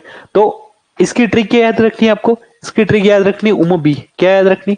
उम बी याद रखनी। उत्तर प्रदेश, महाराष्ट्र और बिहार हो जाएगा। क्लियर है कि नहीं क्लियर है? यस। अब इसी टाइप से भारत की न्यूनतम जनसंख्या की बात कर लेते, तो सबसे कम जनसंख्या आपको देखने को मिलेगी कहाँ पे? सिक्किम में। कहाँ देखने को मिलेगी? सिक्किम में। इसी टाइप से दूसरे नंबर पर कौन सा स्टेट आता है? मिजोरम। और तीसरे नंबर पर अरुणाचल प्रदेश। पहला कौन सा स्टेट आएगा सबसे कम पॉपुलेशन के मामले में? आपका सिक्किम आ जाएगा। कौन सा आएगा? सिक्किम। दूसरे नंबर पर कौन सा आएगा? तो मिजोरम आएगा। और तीसरे नंबर पर कौन सा आएगा? तो अरुणाचल प्रदेश आ जाएगा। कौन सा आएगा? अरुणाचल प्रदेश आ जाएगा। क्लियर है कि नहीं क्लियर? तीन स्टेट हो गए अपने। पहले नंबर पर कौन सा आएगा? सिक्किम आ जाएगा। दूसरे नंबर पर मिजोरम। तीसरे नंबर पर कौन सा आ जाएगा? अरुणाचल प्रदेश आपको देखने को मिलेगा। सिक्किम, मिजोरम और अरुणाचल प्रदेश देखने को मिलेगा। ठीक है, सिक्किम, मिजोरम और अरुणाचल प्रदेश आपको देखने को मिलेगा। अब इसके ट्रिक की बात कर ले, तो एक नाम याद रखना है आपको। कौन सा? अमीषा। क्या याद रखना है? अमीषा। ये अमीषा नाम याद कर लोगे, दो जगह अपने काम आने वाली है ट्रिक। क्या याद रखोगे? अमीषा। अमीषा ट्रिक याद करनी है। क्या याद कर लोगे? अमीषा ट्रिक। अगर पॉपुलेशन, न्यूनतम पॉपुलेशन की बात करें तो अमीषा को उल्टा याद करना है। पहले सिक्किम, फिर मिजोरम, फिर अरुणाचल प्रदेश। कौन आ जाएगा? सिक्किम पहले आ जाएगा, फिर मिजोरम, फिर अरुणाचल प्रदेश। कौन सी ट्रिक आ जाएगी आपकी? अमीषा याद करनी। कौन सी याद करोगे? अमीषा। अमीषा आपको याद करनी। अरुणाचल प्रदेश, मिजोरम और सिक्किम। पहले नंबर पर कौन आ जाएगा? ऐसे अरुणाचल, अमीषा का पूरा नाम क्या? अरुणाचल प्रदेश, मिजोरम और सिक्किम आ जाएगा। इनको उल्टा करके याद करना। पहले नंबर पर सिक्किम, दूसरे नंबर पर मिजोरम, तीसरे नंबर पर अरुणाचल प्रदेश आ जाएगा। कैसे? सिक्किम, मिजोरम, अरुणाचल प्रदेश। ये पॉपुलेशन के मामले में कैसे हो जाएंगे आपके? सबसे न्यूनतम हो जाएंगे। और सबसे ज्यादा वाले की ट्रिक वो भी इसका याद रखना, अमीषा का उल्टा। अमीषा का उल्टा कौन सा? सिक्किम, मिजोरम, अरुणाचल प्रदेश। ऐसे उल्टे चलना है इसमें। क्लियर? सीधे मत चल जाना, याद रखना उल्टे चलना है। सिक्किम पहले आएगा, फिर मिजोरम आएगा, फिर अरुणाचल प्रदेश आएगा। क्लियर और नॉट क्लियर? क्लियर है? ठीक। क्या ट्रिक है? अमीषा याद करनी है। अमीषा का उल्टा याद करना है हमेशा। क्या याद करना? अमीषा का उल्टा। क्लियर है? ये अमीषा लिख लेना। मतलब यह ऐसे भी लिख सकते हो, सा मी ये ट्रिक हो जाएगी। तो क्या? अमीषा का उल्टा हो गया ना ये, सिक्किम, मिजोरम, अरुणाचल प्रदेश। क्लियर है? अब बात करते हैं दस की वृद्धि दर। दस की वृद्धि दर क्या होती है? आपको पहले डेफिनेशन इसकी पढ़ चुके हैं, तो इसके ऊपर अपन ज्यादा डिस्कस नहीं करने वाले। तो तीन स्टेट याद करने, सर्वाधिक दस की वृद्धि दर वाले और न्यूनतम दस की वृद्धि दर वाले। क्लियर है? क्लियर है कि नहीं? Note clear? क्लियर है? मेघालय का प्रश्न आपसे 2022 में पूछा जा चुका है कि सर्वाधिक दस की वृद्धि दर कहाँ है, तो आपका आंसर क्या हो जाएगा? मेघालय आपका आंसर हो जाएगा। क्लियर? देखो, सर्वाधिक दस की वृद्धि दर वाले तीन राज्यों की अगर बात करें तो पहले नंबर पर आता है आपका मेघालय, दूसरे नंबर पर अरुणाचल प्रदेश और तीसरे नंबर पर आता है बिहार। पहले नंबर पर कौन सा आ जाएगा दस की वृद्धि दर के मामले में? 10 की वृद्धि दर के मामले में पहले नंबर पर आ जाएगा आपका अरुणाचल प्रदेश। कौन सा आ जाएगा? अरुणाचल प्रदेश। दूसरे नंबर पर कौन सा आ जाएगा? पहले नंबर पर आ जाएगा मेघालय, सॉरी, पहले नंबर पर कौन सा आ जाएगा? मेघालय। दूसरे नंबर पर कौन सा आ जाएगा? अरुणाचल प्रदेश। और तीसरे नंबर पर कौन सा आ जाएगा? बिहार देखने को मिलेगा। तो अगर बात करें अपने 10 की वृद्धि दर, तो 10 की वृद्धि दर के मामले में पहले नंबर पर कौन सा आ जाएगा? मेघालय। दूसरे नंबर पर अरुणाचल प्रदेश। तीसरे नंबर पर बिहार। ये प्रश्न 2022 की प्रीलिम्स में पूछा गया है कि सर्वाधिक 10 की वृद्धि दर वाला राज्य कौन सा है। तो आपका आंसर क्या हो जाएगा? मेघालय हो जाएगा, फिर अरुणाचल प्रदेश, फिर बिहार हो जाएगा। ठीक है, इसकी ट्रिक देखो। मेघालय से उठाया अपनों ने क्या? मेघ। क्या उठाया? मेघ। अरुणाचल से चल उठाया, और फिर बिहार ऐसा कैसा लिख दिया। तो हम मेघों को क्या आदेश दे रहे? मेघ माने बादल, तो बादलों को क्या आदेश दे रहे कि मेघ चल बिहार। क्या? मेघ चल बिहार। क्या ट्रिक हो जाएगी आपकी? मेघ चल बिहार। मेघ से क्या हो जाएगा? मेघालय। चल से हो जाएगा आपका अरुणाचल प्रदेश, और बिहार से हो जाएगा बिहार। तो सर्वाधिक 10 की वृद्धि दर वाले 3 राज्य कौन कौन से हो गए? मेघालय, अरुणाचल प्रदेश और बिहार हो जाएगा। ठीक है, और ऊपर वाले तो मत भूल जाना। ऊपर वाले कौन से देखे थे? अभी उत्तर प्रदेश, महाराष्ट्र, बिहार। फिर कौन सा देखे था? अमित शाह का जो है उल्टा, सिक्किम,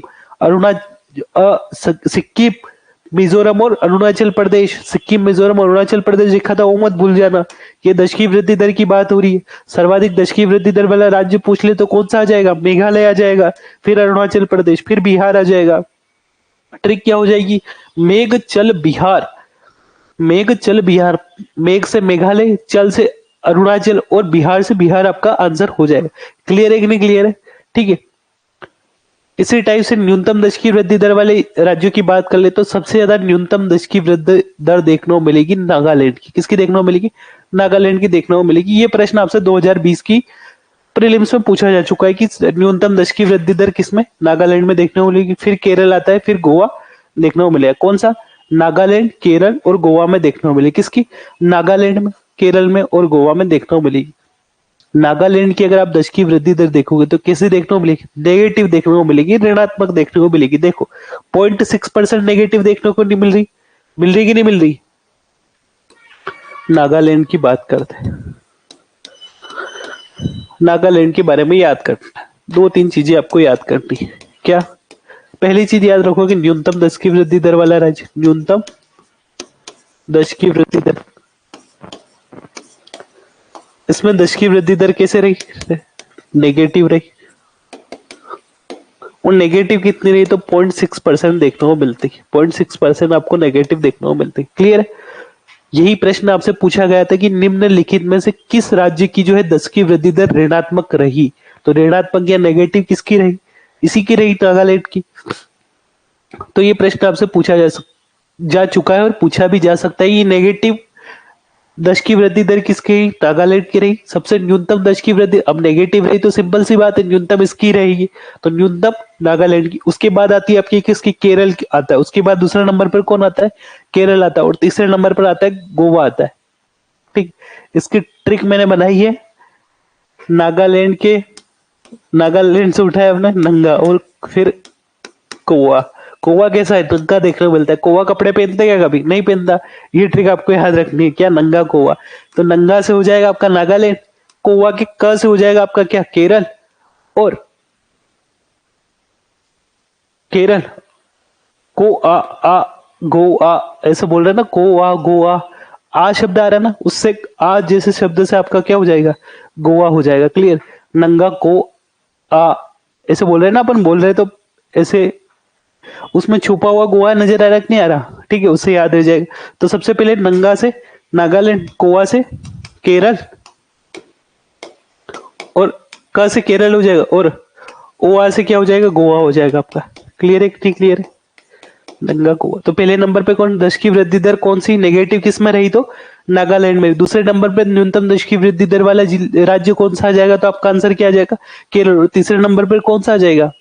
गोवा आपको देखने को मिलेगा। क्लियर है कि नहीं है? ये बताओ जल्दी से, कमेंट बॉक्स में बताओ क्लियर है कि नहीं है। यस या नो करके बता दो जल्दी से, जल्दी फटाफट यस या नो, ताकि और आगे बढ़े फिर अपन।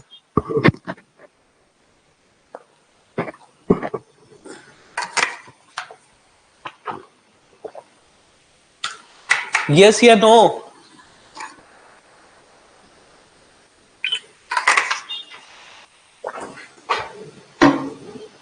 ठीक है, अब आगे बढ़ते हैं। आगे बात करते हैं अपन सर्वाधिक जनसंख्या घनत्व वाले स्टेट की। किसकी बात करें? सर्वाधिक जनसंख्या घनत्व वाले।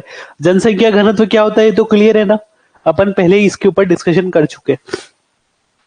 तो फिर आता है सर्वाधिक जनसंख्या घनत्व के मामले में। तो सर्वाधिक जनसंख्या घनत्व देखने को मिलेगा आपको किसमें? बिहार में। कहां देखने को मिलेगा? बिहार में देखने को मिलेगा। इसी टाइप से दूसरे नंबर पर आता है आपका पश्चिम बंगाल और तीसरे नंबर पर आता है आपका कौन? केरल।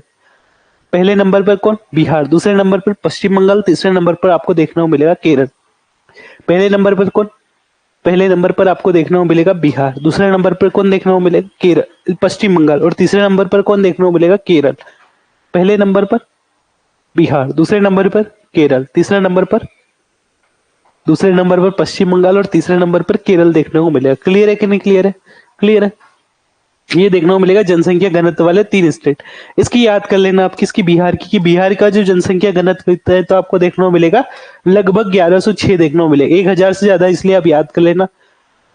1106 बिहार का देखने को मिलेगा। दूसरे नंबर पर आपका पश्चिम बंगाल और तीसरे नंबर पर केरल देखने को मिलेगा। ये बिहार का आपसे पूछा जा सकता है कि बिहार का जनसंख्या घनत्व क्या है। अब इसकी ट्रिक के ऊपर बात कर लेते हैं कि इसकी ट्रिक आपने क्या बताई। तो इसकी ट्रिक आपको याद रखनी है क्या? बिहार से याद रखना है बा, पश्चिम बंगाल से पू और केरल से के। तो इसकी ट्रिक हो जाएगी आपकी कौन सी? बा पू के। क्या ट्रिक हो जाएगी? बा पू के। बा से हो जाएगा कौन सा? बिहार। प से हो जाएगा पश्चिम बंगाल और के से हो जाएगा केरल। और बिहार की कितने देखने को मिलेगी? 1106 आपको जो है जनसंख्या घनत्व वहां का देखने को मिलेगा। कितना? 1106 देखने को मिलेगा। तो क्या होगी ट्रिक आपकी?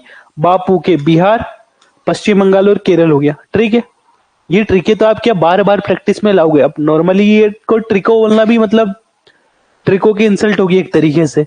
ये तो मैंने याद करने के कुछ तरीके आपको दिखाए गए, ये बताए हैं जिन तरीकों से मैंने जो है याद करा था इनको। बापू के। तो ब से क्या हो जाएगा? बिहार, पश्चिम बंगाल और केरल आपका देखने को मिलेगा।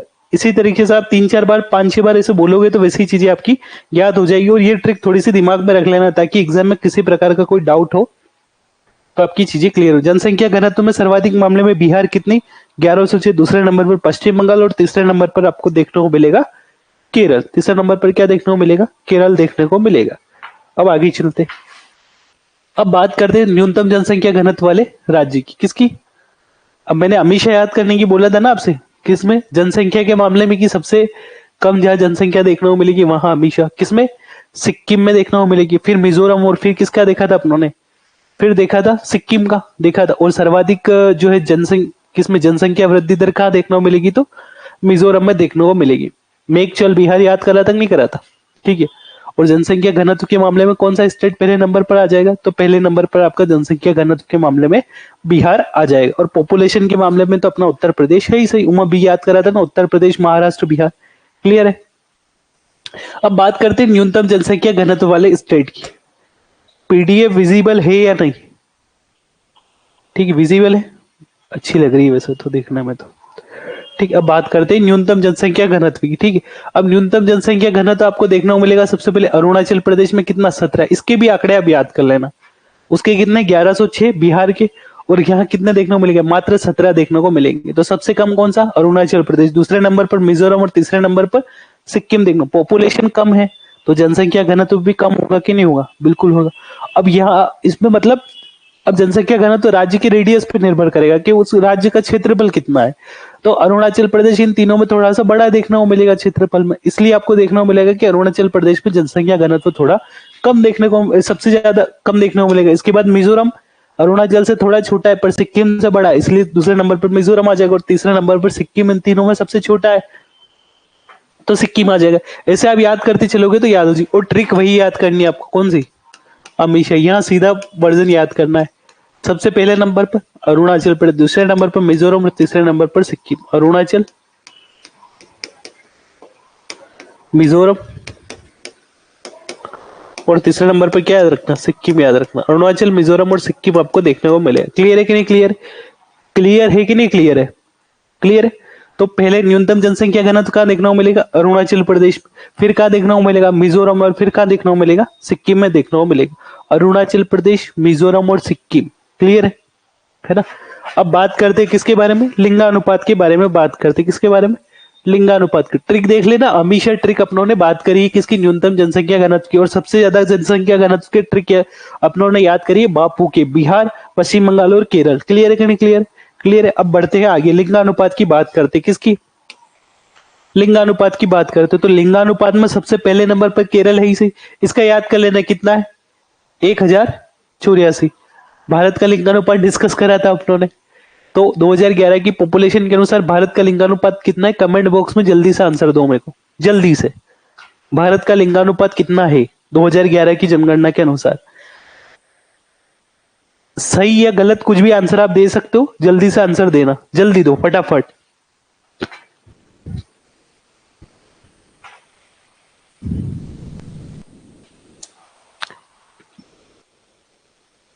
जल्दी जल्दी हाथ चलाए करो, जैसे टाइपिंग में चैटिंग में चलते हैं आपके हाथ, वैसे हाथ इसमें भी चलने चाहिए ताकि अपनी जल्दी जल्दी चीजें हो सके। कितना बताया था, अरे 980 नहीं, 943। कितना, 943 बताया था, 943। 980 तो बहुत ज्यादा बता दिया। कितना, 943 बताया था। भारत का लिंगानुपात 943 बताया था। वो तो एक दो बार आप रिदम में पढ़ोगे तो आपकी चीजें आसान होने वाली।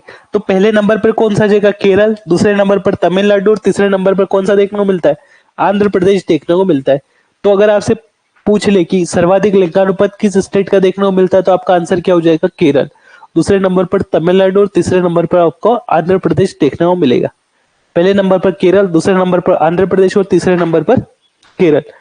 नाइकी के शूज अगर आपने कभी खरीदे हो तो उसका चिन्ह कैसा होता है, एक राइट जैसा चिन्ह उसका देखने को मिलता है। किस टाइप का, इस टाइप का देखने को मिलता है। तो इसकी ट्रिक भी इसी से आपको बनानी। ये भारत का अपना प्यारा भारत हो गया।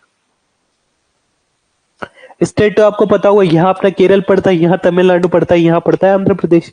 क्लियर है। तो इसकी ट्रिक क्या याद रखनी, पहले केरल जाना है, फिर कहा जाना है, तमिलनाडु, और फिर जाना आंध्र प्रदेश। नाइकी का बन गया कि नहीं बन गया लोगो, इस तरह ये चिन्ह आपको याद रखना है। कहा केरल, फिर दूसरे नंबर पर तमिलनाडु, दूसरे नंबर पर तमिलनाडु और तीसरे नंबर पर आंध्र प्रदेश हो जाएगा।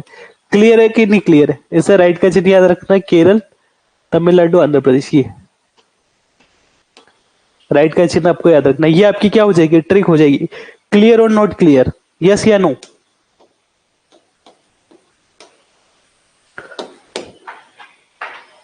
जल्दी जल्दी जल्दी, यस या नो, यस और नो। ट्रिक क्या याद रखनी, बस एक राइट का चिन्ह याद रखना, नाइकी का लोगो याद करना। क्लियर है। इस तरीके से ट्रिक हो जाएगी आपकी, केरल, तमिलनाडु, आंध्र प्रदेश। क्लियर, केरल, तमिलनाडु, आंध्र प्रदेश। क्लियर। ये सर्वाधिक लिंगानुपात, और केरल का कितना हो जाएगा आपका, 1084 लिंगानुपात देखने को मिलता है। किसका, केरल का। अब बात करते हैं न्यूनतम लिंगानुपात वाले जिले की। किसकी बात करेंगे, न्यूनतम लिंगानुपात। तो आपको पता ही है सबसे कम लिंगानुपात कहाँ देखने को मिलता है, हरियाणा में देखने को मिलता है। अब तो बढ़ गया है हरियाणा का, हालांकि हरियाणा कितना देखने को मिलता है, 879 आपको देखने को मिलता है। ये भी आप आंकड़ा याद कर लेना, ये याद कर लेना, ये याद कर लेना। जो आंकड़े याद करने वो मैं आपको बताते जा रहा हूँ। हरियाणा का देखने को मिलता है सबसे कम किसका देखने को, हरियाणा का। और सबसे ज्यादा किसका देखने को मिलता है, सबसे ज्यादा देखने को मिलता है आपको केरल का, सबसे ज्यादा केरल का। दूसरे नंबर पर कौन सा आ जाएगा आपका, तो दूसरे नंबर पर आ जाएगा आपका हरियाणा। क्लियर है, दूसरे नंबर पर हरियाणा आ जाएगा। तीसरे नंबर की बात करें तो तीसरे नंबर पर आ जाएगा आपका जम्मू कश्मीर। देखो सबसे पहले हरियाणा, दूसरे नंबर पर क्या आ जाएगा, JNK अपना। अब तो JNK एक यूनियन टेरिटरी बन चुका है, पर 2011 में तो ये राज्य था हरियाणा। और तीसरे नंबर पर आता है आपका कौन सा, सिक्किम। तीसरे नंबर पर कौन आता है, सिक्किम भी याद आता है। क्लियर है। तो पहले नंबर पर हरियाणा, दूसरे नंबर JNK और तीसरे नंबर पर सिक्किम आ जाएगा। क्लियर। अब इसकी ट्रिक की बात कर लेते हैं कि सर ट्रिक क्या है इसकी याद करने की। तो ट्रिक अपनों ने बनाई, जैसे आप भारत का मैप देखोगे, ये आपका भारत का मैप हो जाएगा।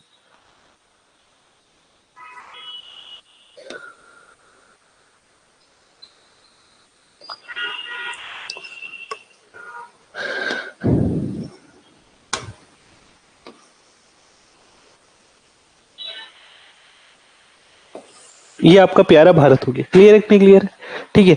अब यहाँ कुछ आपको हरियाणा पड़ेगा, यहाँ पड़ेगा आपका जम्मू एंड कश्मीर, और यहाँ पड़ेगा सिक्किम। तो आपको याद करना, पहले ऐसे याद करना, ये ट्रिक हो जाएगी आपकी। ये उल्टा भी, ठीक है। सबसे पहले कहा जाना, हरियाणा जाना है, फिर कहा जाना है, फिर आपको JNK जाना है, और फिर कहा जाना है, सिक्किम जाना है। क्लियर। तो पहले कहा जाना है हरियाणा, फिर जाना है जम्मू कश्मीर और फिर जाना है सिक्किम। ये आपका पूरा मैप ये क्लियर है कि नहीं क्लियर है। अब ट्रिकें तो अपनों ने बना ही नहीं रखी, कभी मैंने बताई है। मैप में से ड्रॉ करके देखोगे तो आपको चीजें बहुत आसान है। एक इंडिया का मैप बनाना, उसमें ऐसे याद करना कि सबसे पहले नंबर पर न्यूनतम लिंगानुपात के मामले में हरियाणा जाना है, उसके पश्चात जम्मू कश्मीर जाना है और उसके पश्चात कहा जाओगे आप, सिक्किम जाओगे।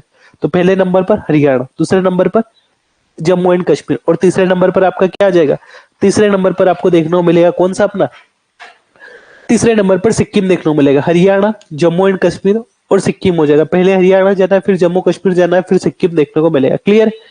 शिशु लिंगानुपात में इनमें एक एक स्टेट का नाम याद रख लेना, एक एक स्टेट याद रख लेना। सब सर्वाधिक लिंगानुपात वाला स्टेट पूछे शिशु लिंगानुपात वाला तो अरुणाचल प्रदेश, और न्यूनतम शिशु लिंगानुपात वाला पूछे तो जो है आपको क्या देखने को मिलेगा, हरियाणा देखने को मिलेगा। ठीक है।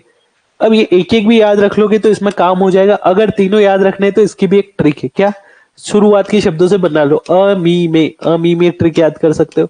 अरुणाचल प्रदेश, मिजोरम, मेघालय। क्लियर। अरुणाचल प्रदेश, मिजोरम और मेघालय याद रह जाएगा। क्लियर है कि नहीं क्लियर। सर्वाधिक शिशु लिंगानुपात अरुणाचल प्रदेश में, दूसरे नंबर पर मिजोरम और तीसरे नंबर पर आपको क्या देखने को मिलेगा, तीसरे नंबर पर आपको मेघालय देखने को मिलेगा। तो क्या ट्रिक हो जाएगी आपकी, ट्रिक हो जाएगी मी में। क्या ट्रिक हो जाएगी, मी में आपकी ट्रिक हो जाएगी। अब न्यूनतम शिशु लिंगानुपात की अगर बात करें तो कहां देखने को मिलेगा, हरियाणा में देखने को मिलेगा, फिर पंजाब और फिर जम्मू कश्मीर में देखने, मी में है ना, शुरू के शब्दों से ही बनी हुई ट्रिक है। अगर बात करें न्यूनतम शिशु लिंगानुपात की तो कहां देखने को मिलेगा, हरियाणा में। वैसे ओवरऑल लिंगानुपात भी वहीं कम था, शिशु लिंगानुपात भी वहीं कम देखने को मिलेगा। बात करेंगे न्यूनतम लिंगानुपात का देखने को मिला हरियाणा में। दूसरे नंबर पर कौन सा स्टेट देखने को मिलेगा, दूसरे नंबर पर पंजाब और तीसरे नंबर पर देखने को मिलेगा आपको J&K, जम्मू एंड कश्मीर देखने को मिलेगा। पहले नंबर पर हरियाणा, दूसरे नंबर पर पंजाब और तीसरे नंबर पर जम्मू एंड कश्मीर आपको देखने को मिलेगा। क्लियर है कि नहीं क्लियर है, क्लियर और नोट क्लियर, क्लियर है। अब इसकी ट्रिक देखो, तो यही मैप बनाना आप इंडिया का आराम से। क्या बनाओगे, मैप बनाओगे। बस ये इतना ही काम का रहने वाला है अपना मैप। ठीक है। ये तो सबसे पहले हरियाणा जाना, फिर कहा जाओगे पंजाब जाओगे और फिर कहा जाओगे अरुणाचल प्रदेश जाओगे। ये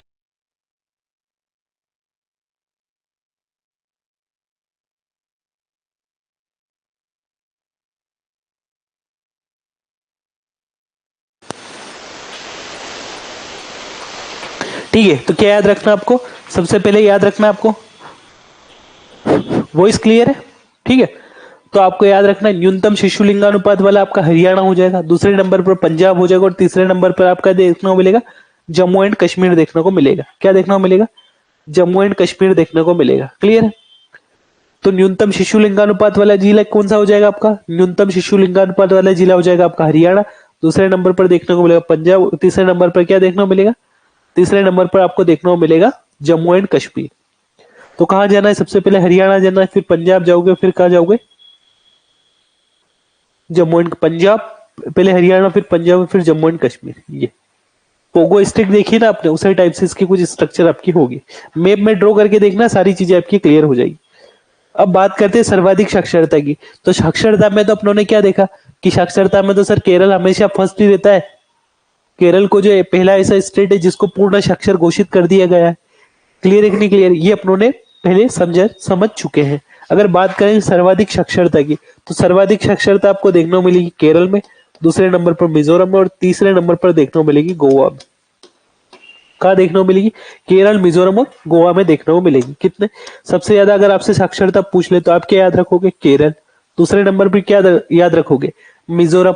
और तीसरे नंबर पर क्या याद रखोगे, गोवा याद रखोगे। ठीक है। सर्वाधिक साक्षरता कहाँ देखने को मिलेगी, केरल में, दूसरे नंबर पर कहाँ देखने को मिलेगी, मिजोरम में, और तीसरे नंबर पर देखने को मिलेगी आपको केरल में। तो इसकी ट्रिक हो जाएगी केरल की क से क, मिजोरम से मी और गोवा से गो। क बी गो आपकी ट्रिक हो जाएगी। क्या हो जाएगी, क बी गो। क्लियर है कि नहीं क्लियर, यस या नो जल्दी से बता दो मेरे को, तो और आगे बढ़े अपन। साक्षरता की ट्रिक क्या हो जाएगी, कमी गो ट्रिक हो जाएगी आपकी सर्वाधिक साक्षरता की। पहले नंबर पर आपका केरल आ जाएगा, दूसरे नंबर की अगर बात करें तो दूसरे नंबर पर आपका मिजोरम आ जाएगा और तीसरे नंबर पर आपका कौन सा आ जाएगा, गोवा देखने को मिलेगा। पहले नंबर पर केरल, दूसरे नंबर पर मिजोरम, तीसरे नंबर पर गोवा देखने को मिलेगा। केरल, मिजोरम और गोवा देखने को मिलेगा। ठीक, केरल, मिजोरम और गोवा। क्लियर है। चलो आगे बढ़ते हैं। अब बात करते हैं सबसे न्यूनतम साक्षरता वाले राज्य की, किसकी? न्यूनतम साक्षरता वाले राज्य की। तो न्यूनतम साक्षरता आपको देखने को मिलेगी कहां पे? बिहार में देखने को मिलेगी। न्यूनतम साक्षरता कहां देखने को मिलेगी? बिहार में। ठीक, न्यूनतम साक्षरता की बात करें तो न्यूनतम साक्षरता कहां देखने को मिलेगी? आपको बिहार में देखने को मिलेगी। सबसे पहले न्यूनतम बिहार में और सर्वाधिक केरल में। न्यूनतम बिहार में देखने को मिलेगी, दूसरे नंबर पर अरुणाचल प्रदेश, तीसरे नंबर पर राजस्थान देखने को मिलेगा। प्रश्न आज है कि न्यूनतम साक्षरता कहां देखने को मिलेगी, तो आपका आंसर क्या होना चाहिए? आपका आंसर होना चाहिए बिहार। ठीक है, और सर्वाधिक साक्षरता अगर पूछ ले तो आपका आंसर क्या होना चाहिए? केरल आंसर होना चाहिए। कि उसमें ट्रिक पड़ी थी क मीगो, केरल, मिजोरम, गोवा। इस पर ट्रिक पढ़नी है आपको। कौन सी ट्रिक? क्या? सबसे पहले तो याद कर लो बिहार में सबसे कम साक्षरता, दूसरे नंबर पर किस में? अरुणाचल प्रदेश में, और तीसरे नंबर पर राजस्थान की आपको देखने को मिलती। क्लियर? अगर इसकी ट्रिक अगर बनाए तो क्या करेंगे?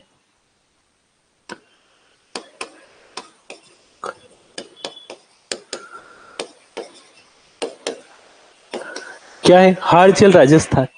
राजस्थान क्रिकेट का एक मैच हो रहा है, राजस्थान रॉयल्स जो है जीतती जा रही, जीतती जा रही, जीतती जा रही।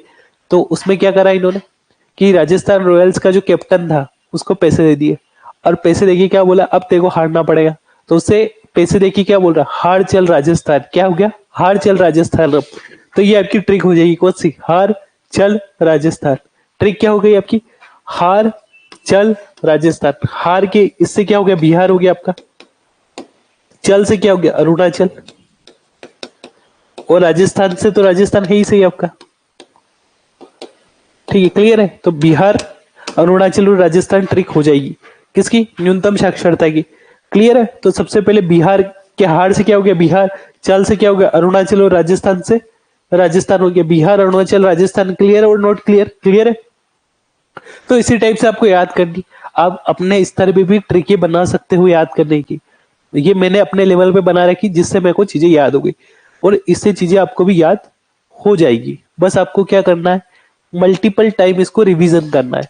हार चल राजस्थान से क्या हो जाएगा? अब ये पता होना चाहिए। ट्रिक याद कर ली आपने कि हार चल राजस्थान, हार चल राजस्थान, हार चल राजस्थान, ये ट्रिक याद कर ली। अब ये भूल गए कि ये हार चल राजस्थान किसका था, तो समस्या खड़ी हो जाएगी अपनी। समस्या खड़ी होगी कि होगी? हो जाएगी कि हार चल राजस्थान तो आपने याद कर लिया, इसका फुल फॉर्म भी याद कर लिया कि बिहार, अरुणाचल, राजस्थान।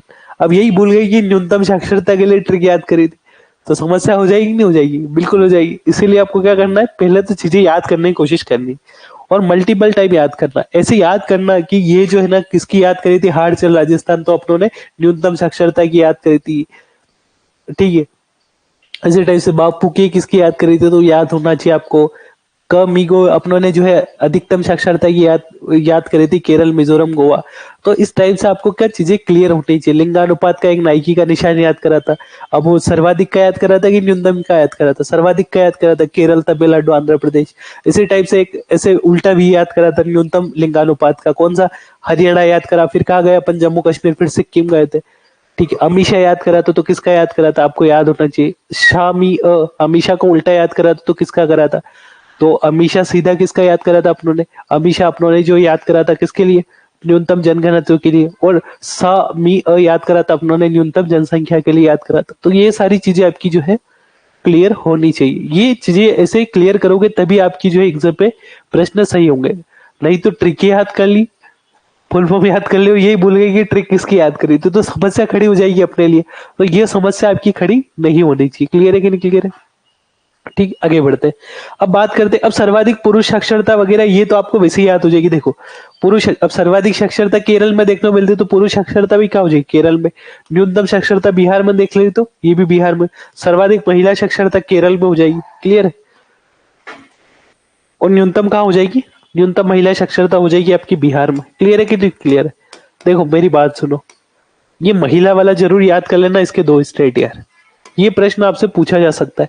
जैसे कि एक एग्जाम हुई थी, उसमें जो है बिहार ऑप्शन में नहीं दिया ना, राजस्थान ऑप्शन में दे दिया था। तो अगर अपन याद नहीं करेंगे तो अपने लिए समस्या खड़ी हो जाएगी। तो इसका जरूर याद रख लेना महिला वाले का। किसका? कि महिला में सबसे कम बिहार में देखने को मिलती, उसके बाद राजस्थान में, और फिर देखने को मिलेगी झारखंड में। कहाँ देखने को मिलेगी? झारखंड में। पहले नंबर पर बिहार में, दूसरे नंबर पर राजस्थान में, और तीसरे नंबर पर झारखंड में देखने को मिलेगी। इसकी अपने लेवल पे आप ट्रिक बना सकते हो। पहले बिहार जाना है आपको, उसके बाद कहाँ जाना है? राजस्थान जाता है, और फिर झारखंड जाना है। बिहार, राजस्थान, झारखंड। बिहार जाना है, फिर राजस्थान जाना है, फिर कहाँ जाना है, झारखंड आपको देखने को मिलेगा। पहले नंबर पर बिहार, दूसरा नंबर पर राजस्थान, तीसरा नंबर पर झारखंड आपको याद करना है। किसके मामले में? न्यूनतम महिला साक्षरता के मामले में। अब इसका तो यही याद कर लेना बेसिकली, कितने पॉपुलेशन ग्रामीण जनसंख्या है, कितनी शहरी है, तो अपनों ने याद करा ना। 31.2% आपको देखने को मिली। कौन सी? 31.8 जो है 2% आपको नगरीय जनसंख्या देखने को मिलेगी। और जो है ये कौन सी? ग्रामीण जनसंख्या आपको 68.8% ओवरऑल भारत में देखने को मिलेगी। अब बात करते हैं ग्रामीण जनसंख्या सर्वाधिक, तो सर्वाधिक कहाँ? पहाड़ी क्षेत्रों में निवास करेगी। पहाड़ी क्षेत्रों में बड़े बड़े शहर बनने में समस्या खड़ी हो जाएगी। पर्वतीय इलाकों में ही बनेंगे गांव, छोटे छोटे छोटे।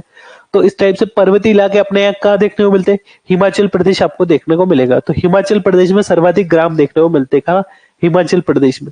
तो सर्वाधिक ग्रामीण जनसंख्या अगर आपसे पूछ ले तो आपका आंसर क्या हो जाएगा? हिमाचल। क्यों हो जाएगा? कि सर्वाधिक गांव जो है आपको पर्वतीय इलाकों में देखने को मिलेंगे, इसलिए सर्वाधिक जो है कहाँ हो जाएगा? ग्रामीण जनसंख्या आपकी हिमाचल प्रदेश में हो जाएगी। और सर्वाधिक नगरीय जनसंख्या तो आपको पता ही है, गोवा में ही देखने को मिलेगी। सर्वाधिक नगरीकृत भारत का अगर राज्य पूछ ले तो वही है। ये पूछा जा सकता है आपसे कि भारत का सर्वाधिक नगरीकृत राज्य कौन सा है। अब जहां जनसंख्या नगरी ज्यादा निवास करेगी तो वही आपका नगरीकृत राज्य होगा कि नहीं होगा? वही होगा। तो इसी टाइप से सर्वाधिक नगरीकृत राज्य कौन सा हो गया? आपका गोवा। सर्वाधिक नगरीय जनसंख्या कहाँ निवास करती? तो आपका आंसर क्या हो जाएगा? सर्वाधिक नगरीय जनसंख्या सर निवास करती कहाँ पे? सर्वाधिक नगरीय जनसंख्या आपकी निवास करेगी गोवा पे। क्लियर है? फिर उसके बाद मिजोरम आपका आंसर हो जाएगा। गोवा और मिजोरम, इसमें दो दो स्टेट याद कर सकते हो आप अगर चाहो तो। गोवा आ जाएगा, उसके बाद मिजोरम आ जाएगा। सर्वाधिक नगरीय जनसंख्या वाले राज्य, ये प्रतिशत में याद कर रहे थे। अब पॉपुलेशन में देखो, प्रतिशत में और पॉपुलेशन में डिफरेंस देखो। ठीक है, अगर परसेंटेज की अगर बात करें तो परसेंटेज के मामले में दो चार चीजें आपको याद करनी। कितने? चार चीजें याद करनी। अगर पूछ ले आपसे भारत में ओवरऑल पॉपुलेशन में से कितनी नगरीय पॉपुलेशन है तो आपका आंसर क्या हो जाएगा? 31.2% देखने को मिली। अगर ग्रामीण पॉपुलेशन ओवरऑल पूछ ले आपसे कि ओवरऑल पॉपुलेशन 100% में से कितनी परसेंट ग्रामीण पॉपुलेशन देखने को मिलेगी तो आपका आंसर क्या हो जाएगा? 68.2% देखने को मिलेगी। कितने देखने को मिलेगी? 68.2%। ये देखो 68.2% देखने को मिलेगी। इसी टाइप से अगर आपसे पूछ ले कौन से स्टेट में सर्वाधिक ग्रामीण जनसंख्या देखने को मिलेगी तो आपका आंसर क्या हो जाएगा? हिमाचल परसेंट में, हिमाचल प्रदेश में सर्वाधिक ग्रामीण जनसंख्या का परसेंटेज वाइज हिमाचल प्रदेश में देखने को मिलेगी। और सर्वाधिक परसेंटेज वाइज अगर बात करें तो शहरी जनसंख्या कहाँ देखने को मिलेगी? तो गोवा में देखने को मिलेगी। और सर्वाधिक नगरीकृत राज्य भी पूछ ले आपसे तो कौन सा हो जाएगा? गोवा ही आपको देखने को मिलेगा। ये फैक्ट क्लियर है कि नहीं क्लियर है? ठीक है, इसको लिख लेना ताकि आपकी रिवीजन करने में आसानी हो जाए। इसी टाइप से अगर पॉपुलेशन की बात करें तो पॉपुलेशन की बात कर लेते हैं। पॉपुलेशन में सबसे पहला स्टेट आएगा आपका कौन सा? पॉपुलेशन में आपका पहला स्टेट आएगा ग्रामीण मामले में महाराष्ट्र। कौन सा आ जाएगा? महाराष्ट्र देखने को मिलेगा। और न्यूनतम अगर जो है ग्रामीण जनसंख्या की बात करें अपन, किसकी न्यूनतम? देखो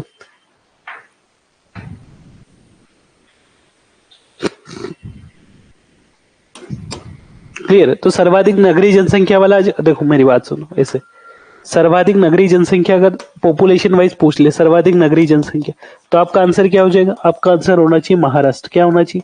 महाराष्ट्र आंसर होना चाहिए।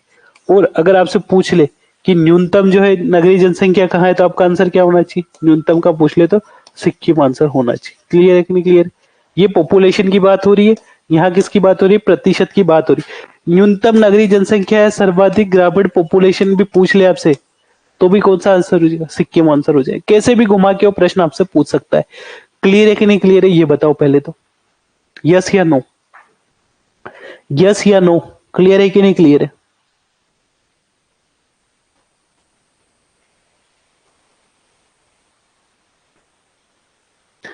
क्लियर है कि नहीं क्लियर है? यस या नो करके जल्दी से बता दो कि एक बार वो रिवाइज करके आपको देखना है इसको।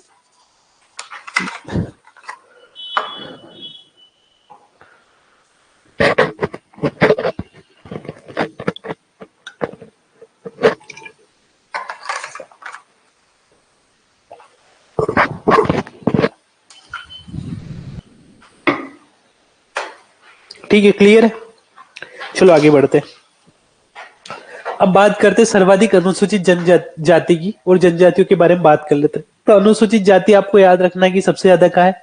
पंजाब में देखने को मिलेगी। कहाँ देखने को मिलेगी? पंजाब। एक एक स्टेट याद कर लेना। और सर्वाधिक अनुसूचित जाति में हमेशा छोटी की मात्रा आती, न कि बड़ी की मात्रा आती है ना। तो सर्वाधिक अनुसूचित, देखो 80% की अगर बात हमेशा दो में देखेंगे अपन, एक प्रतिशत के मामले में देखेंगे, एक पॉपुलेशन के मामले में देखेंगे। एक परसेंटेज के मामले में देखेंगे, पॉपुलेशन के मामले में देखेंगे। तो सबसे पहले देख लेते प्रतिशत के मामले में। किसके बारे में? एससी के बारे में यहाँ बात हो रही, एससी के बारे में बात हो रही परसेंटेज के मामले में। तो परसेंटेज में भी दो चीजें देखेंगे अपन। कौन सी देखेंगे? सर्वाधिक कहाँ है, न्यूनतम कहाँ है। ठीक है, सर्वाधिक कहाँ है, न्यूनतम कहाँ है ना।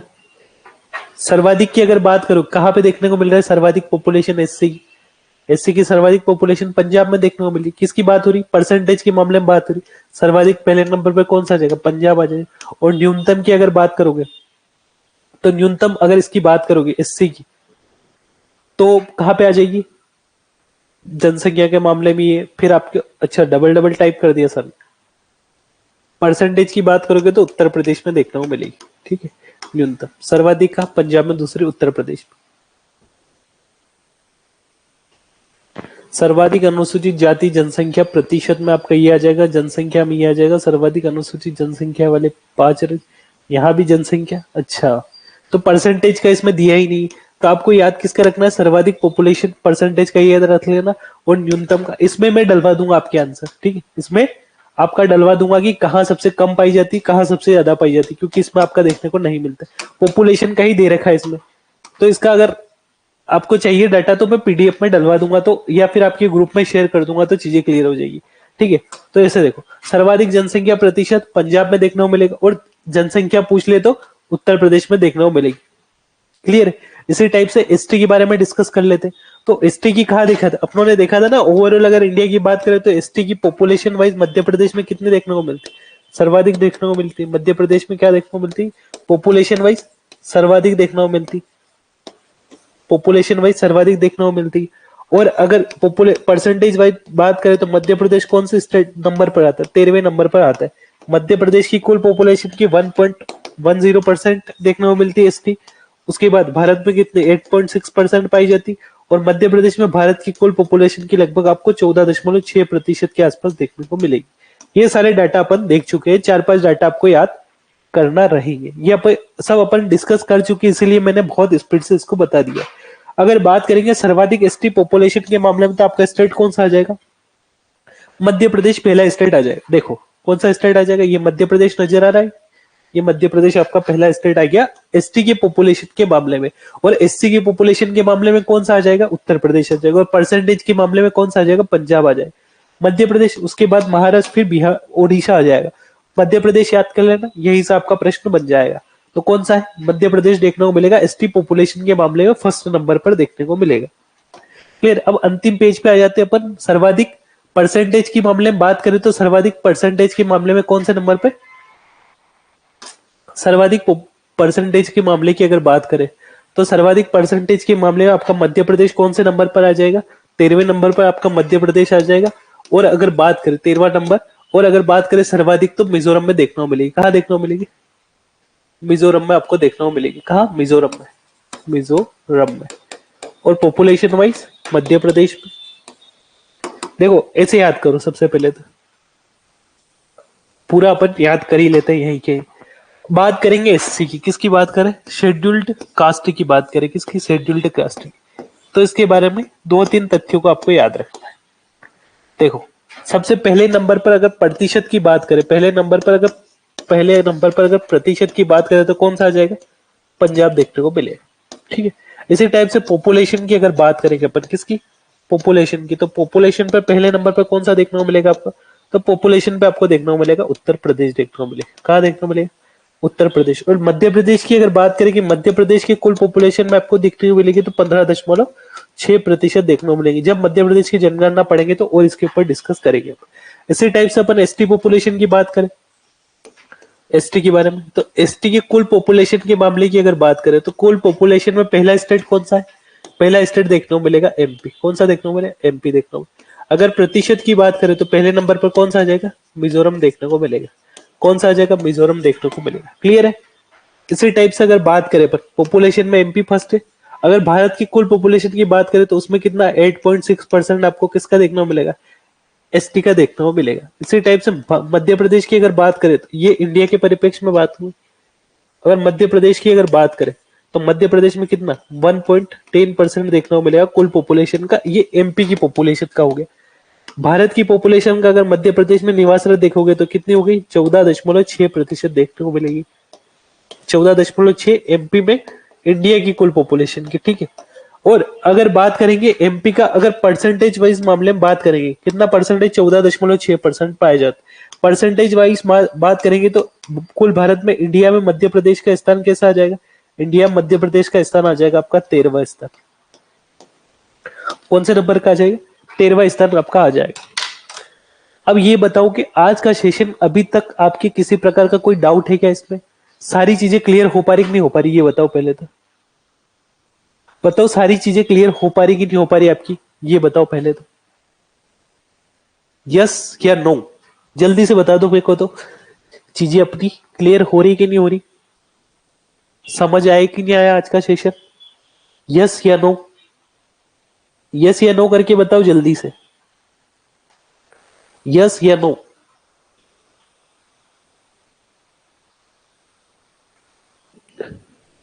यस या नो? अरे यार जल्दी टाइप करके बताओ ना, लिख बाद में लेना। 2 मिनट लग रहे लिखने में। यस या नो बता दो पहले। क्लियर है सर? ठीक है, क्लियर है तो कोई दिक्कत वाली बात नहीं। तो मेरी बात सुनो, आज अपनों ने इंडिया की जो है जनगणना पढ़ ली। अगर आज ही मध्य प्रदेश की पढ़ेंगे तो समस्या खड़ी हो जाएगी, इतने सारे आंकड़े इकट्ठे हो जाएंगे कि आपको याद करने में परेशानी आ सकती है। क्लियर है? तो अपन मध्य प्रदेश की जनगणना किसी और लेक्चर में देख लेंगे। तो आज अपनों ने इंडिया की जनगणना पढ़ी। अब आपके लिए एक इन्फॉर्मेशन है, छोटी सी इन्फॉर्मेशन ये है कि कल सोमवार के दिन आपकी क्लास नहीं रहेगी और मंडे के दिन मेरी क्लास नहीं रहेगी। क्लियर है? क्योंकि मेरे को घर जाना है और कुछ काम है, इसलिए आपकी क्लास नहीं रहेगी, है ना। सोमवार के दिन क्लास नहीं रहेगी और मंगलवार के दिन रहेगी, उसके बाद बुधवार को क्लास रहेगी। मध्य प्रदेश की जनगणना याद करने की कोशिश करना, याद हो जाए तो बढ़िया है, अगर नहीं याद हुई तो उसका भी इसी प्रकार से अपन एक दिन सेशन रख लेंगे, आपका क्लियर हो जाएगा।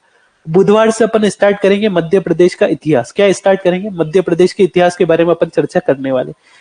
इतिहास के बारे में कैसे पढ़ेंगे? पहले प्राचीन इतिहास पढ़ेंगे, फिर मध्यकालीन, फिर आधुनिक इतिहास के ऊपर चर्चा करेंगे। कोशिश करेंगे कि मध्य प्रदेश का इतिहास आपका जल्दी जल्दी हो जाए। वहां से अगर देखोगे आप तो लगभग आपको 3 से 4 प्रश्न मध्य प्रदेश के इतिहास से हमेशा पेपर में देखने को मिलते हैं। जिस जिस सेक्टर से हमेशा प्रश्न आते, अपना फोकस पहले उसी सेक्टर पर रखेंगे। ठीक है, क्लियर रहेगा अपना पूरा सेशन। तो क्लियर है? तो जो है अब आपको 2 दिन की छुट्टियों में करना है क्या है? सबसे बड़ी समस्या तो ये है कि काम तो देना पड़ेगा आपको। तो आपको कोशिश करनी है कि जो है ये अपनों ने जो आज इंडिया की जनगणना पढ़ी है इसको पूरे अच्छे तरीके से आप याद करके आना, क्योंकि यहां से आपके 2 प्रश्न एग्जाम में देखने को मिलेंगे। तो कोशिश करना है कि 2 दिन में आप अच्छे तरीके से याद कर लो। ट्रिकें अपनों ने देखी है, कोशिश करो तो इन ट्रिकों से याद करने की कोशिश करना। अगर ट्रिकें आपको क्लियर नहीं हो पाए तो अपनी खुद ट्रिकें भी बना सकते हो। वैसे तो कोशिश करना जो अपनों ने ट्रिकें बनाई उससे याद हो ही जाएगी, क्योंकि मुझे तो उसी से याद हुई है। और अगर ट्रिकें थोड़ी बहुत भी माइंड में रह गई तो एग्जाम में किसी प्रकार का आपका कंफ्यूजन होने की संभावना नहीं बचेगी। ठीक है, इसी प्रकार एक तो यही जनगणना याद करनी है आपको 2 दिन की छुट्टियों में। एक याद करनी है मध्य प्रदेश की जनगणना। किसके बारे में? मध्य प्रदेश की जनगणना याद करने का प्रयास करना। क्या याद करोगे? मध्य प्रदेश की जनगणना। उसमें भी सारे लगभग इन्हीं पैमानों पे आपको याद करना है। उसमें डिस्ट्रिक्ट याद करने की, कौन सा डिस्ट्रिक्ट पहले नंबर पे, कौन सा डिस्ट्रिक्ट दूसरे नंबर पे। ये आपके पास पीडीएफ नहीं होगी तो मैं अभी आपकी जो है ग्रुप में पीडीएफ प्रोवाइड कर देता हूँ, उससे आपको याद हो जाएगी।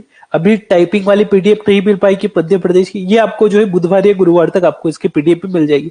अभी जो मैंने पीडीएफ मेरी जो है बुक से बनाई है तो उससे आप याद कर लेना। क्लियर है? तो आपको क्या क्या याद करना 2 दिन की छुट्टियों में? एक तो भारत की जनगणना और एक मध्य प्रदेश की जनगणना के सामान्य आंकड़े आपको याद करना। अगर आपने ये याद कर लिए तो आपकी लगभग 2 से 3 प्रश्नों की व्यवस्था आपकी आराम से प्रीलिम्स में बनने वाली। और एक प्रश्न भी बहुत इंपॉर्टेंट होता है प्रीलिम्स निकालने के लिए, इसलिए 3 प्रश्न आपके अगर आपने याद कर ली तो आपके यहां से सही हो जाएंगे। क्लियर है? इसके अलावा अपनों ने जो पीडीएफ दी थी आपको प्रोवाइड करवाई थी, तो उसके तो एक एक 2-2 पेज आपको रोज याद करते चलना ही। अगर ये सारा डाटा याद कर लिया तो आपके आराम से 6 से 7 प्रश्नों की व्यवस्था इन 3 वाले से जो अपनों ने ये 3 सेगमेंट आप जो 2 दिन में पढ़ोगे इनसे आराम से आपकी हो जाएगी। क्लियर है?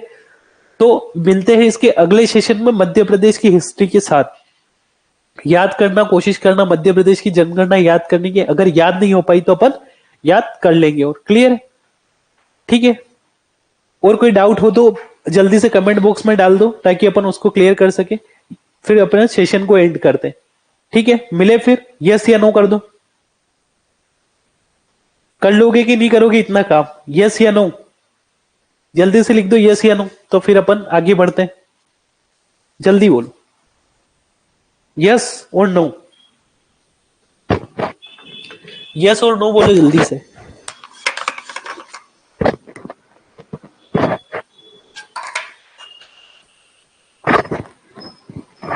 ठीक है, तो मिलते हैं फिर अपन बुधवार के दिन। आराम से मध्य प्रदेश का इतिहास स्टार्ट करेंगे। इतना ईमानदारी से काम करना, जो बोला है वो याद जरूर कर लेना। अगर आपको सिलेक्शन लेना होगा तो याद करना ही पड़ेगा, इसके अलावा आपके पास किसी प्रकार का कोई सॉल्यूशन नहीं बचता है। अगर आपको फर्स्ट बार में प्रीलिम्स निकालना है, गाइडेंस में दे रहा हूं, जहां से प्रश्न आते हैं वहां से आपको याद तो करना ही पड़ेगा, ये आपकी मजबूरी है। ठीक है, और मजबूरी का नाम क्या है? मेहनत। तो मेहनत करो और क्या। ठीक है, तो मिलते हैं इसके अगले सेशन में। लेक्चर में अंत तक बने रहने के लिए धन्यवाद। आशा करता हूं कि भारत की जनगणना वाला सेशन आपको अच्छा लगा होगा। बस सेशन देखना, अगर कहीं डाउट आए तो एक बार और वीडियो आप ओपन करके देख सकते हो। ठीक है, फिर भी अगर कोई डाउट आए तो आप जो है अगले वाला सेशन जो अपना रहेगा हिस्ट्री वाला, उसमें आप इससे संबंधित और भी जो है मेरे से प्रश्न पूछ सकते हो, या किसी प्रकार का और डाउट अगर आपको कोई आता है तो आप जो है अपना ग्रुप बनाओ, उसमें आप जो है अपना डाउट डाल सकते हो। तो मैं प्रयास करूंगा आपका डाउट क्लियर करने की। क्लियर है कि नहीं क्लियर? ठीक है, तो मिलते हैं इसके अगले लेक्चर में। ठीक है, बाय, टेक केयर।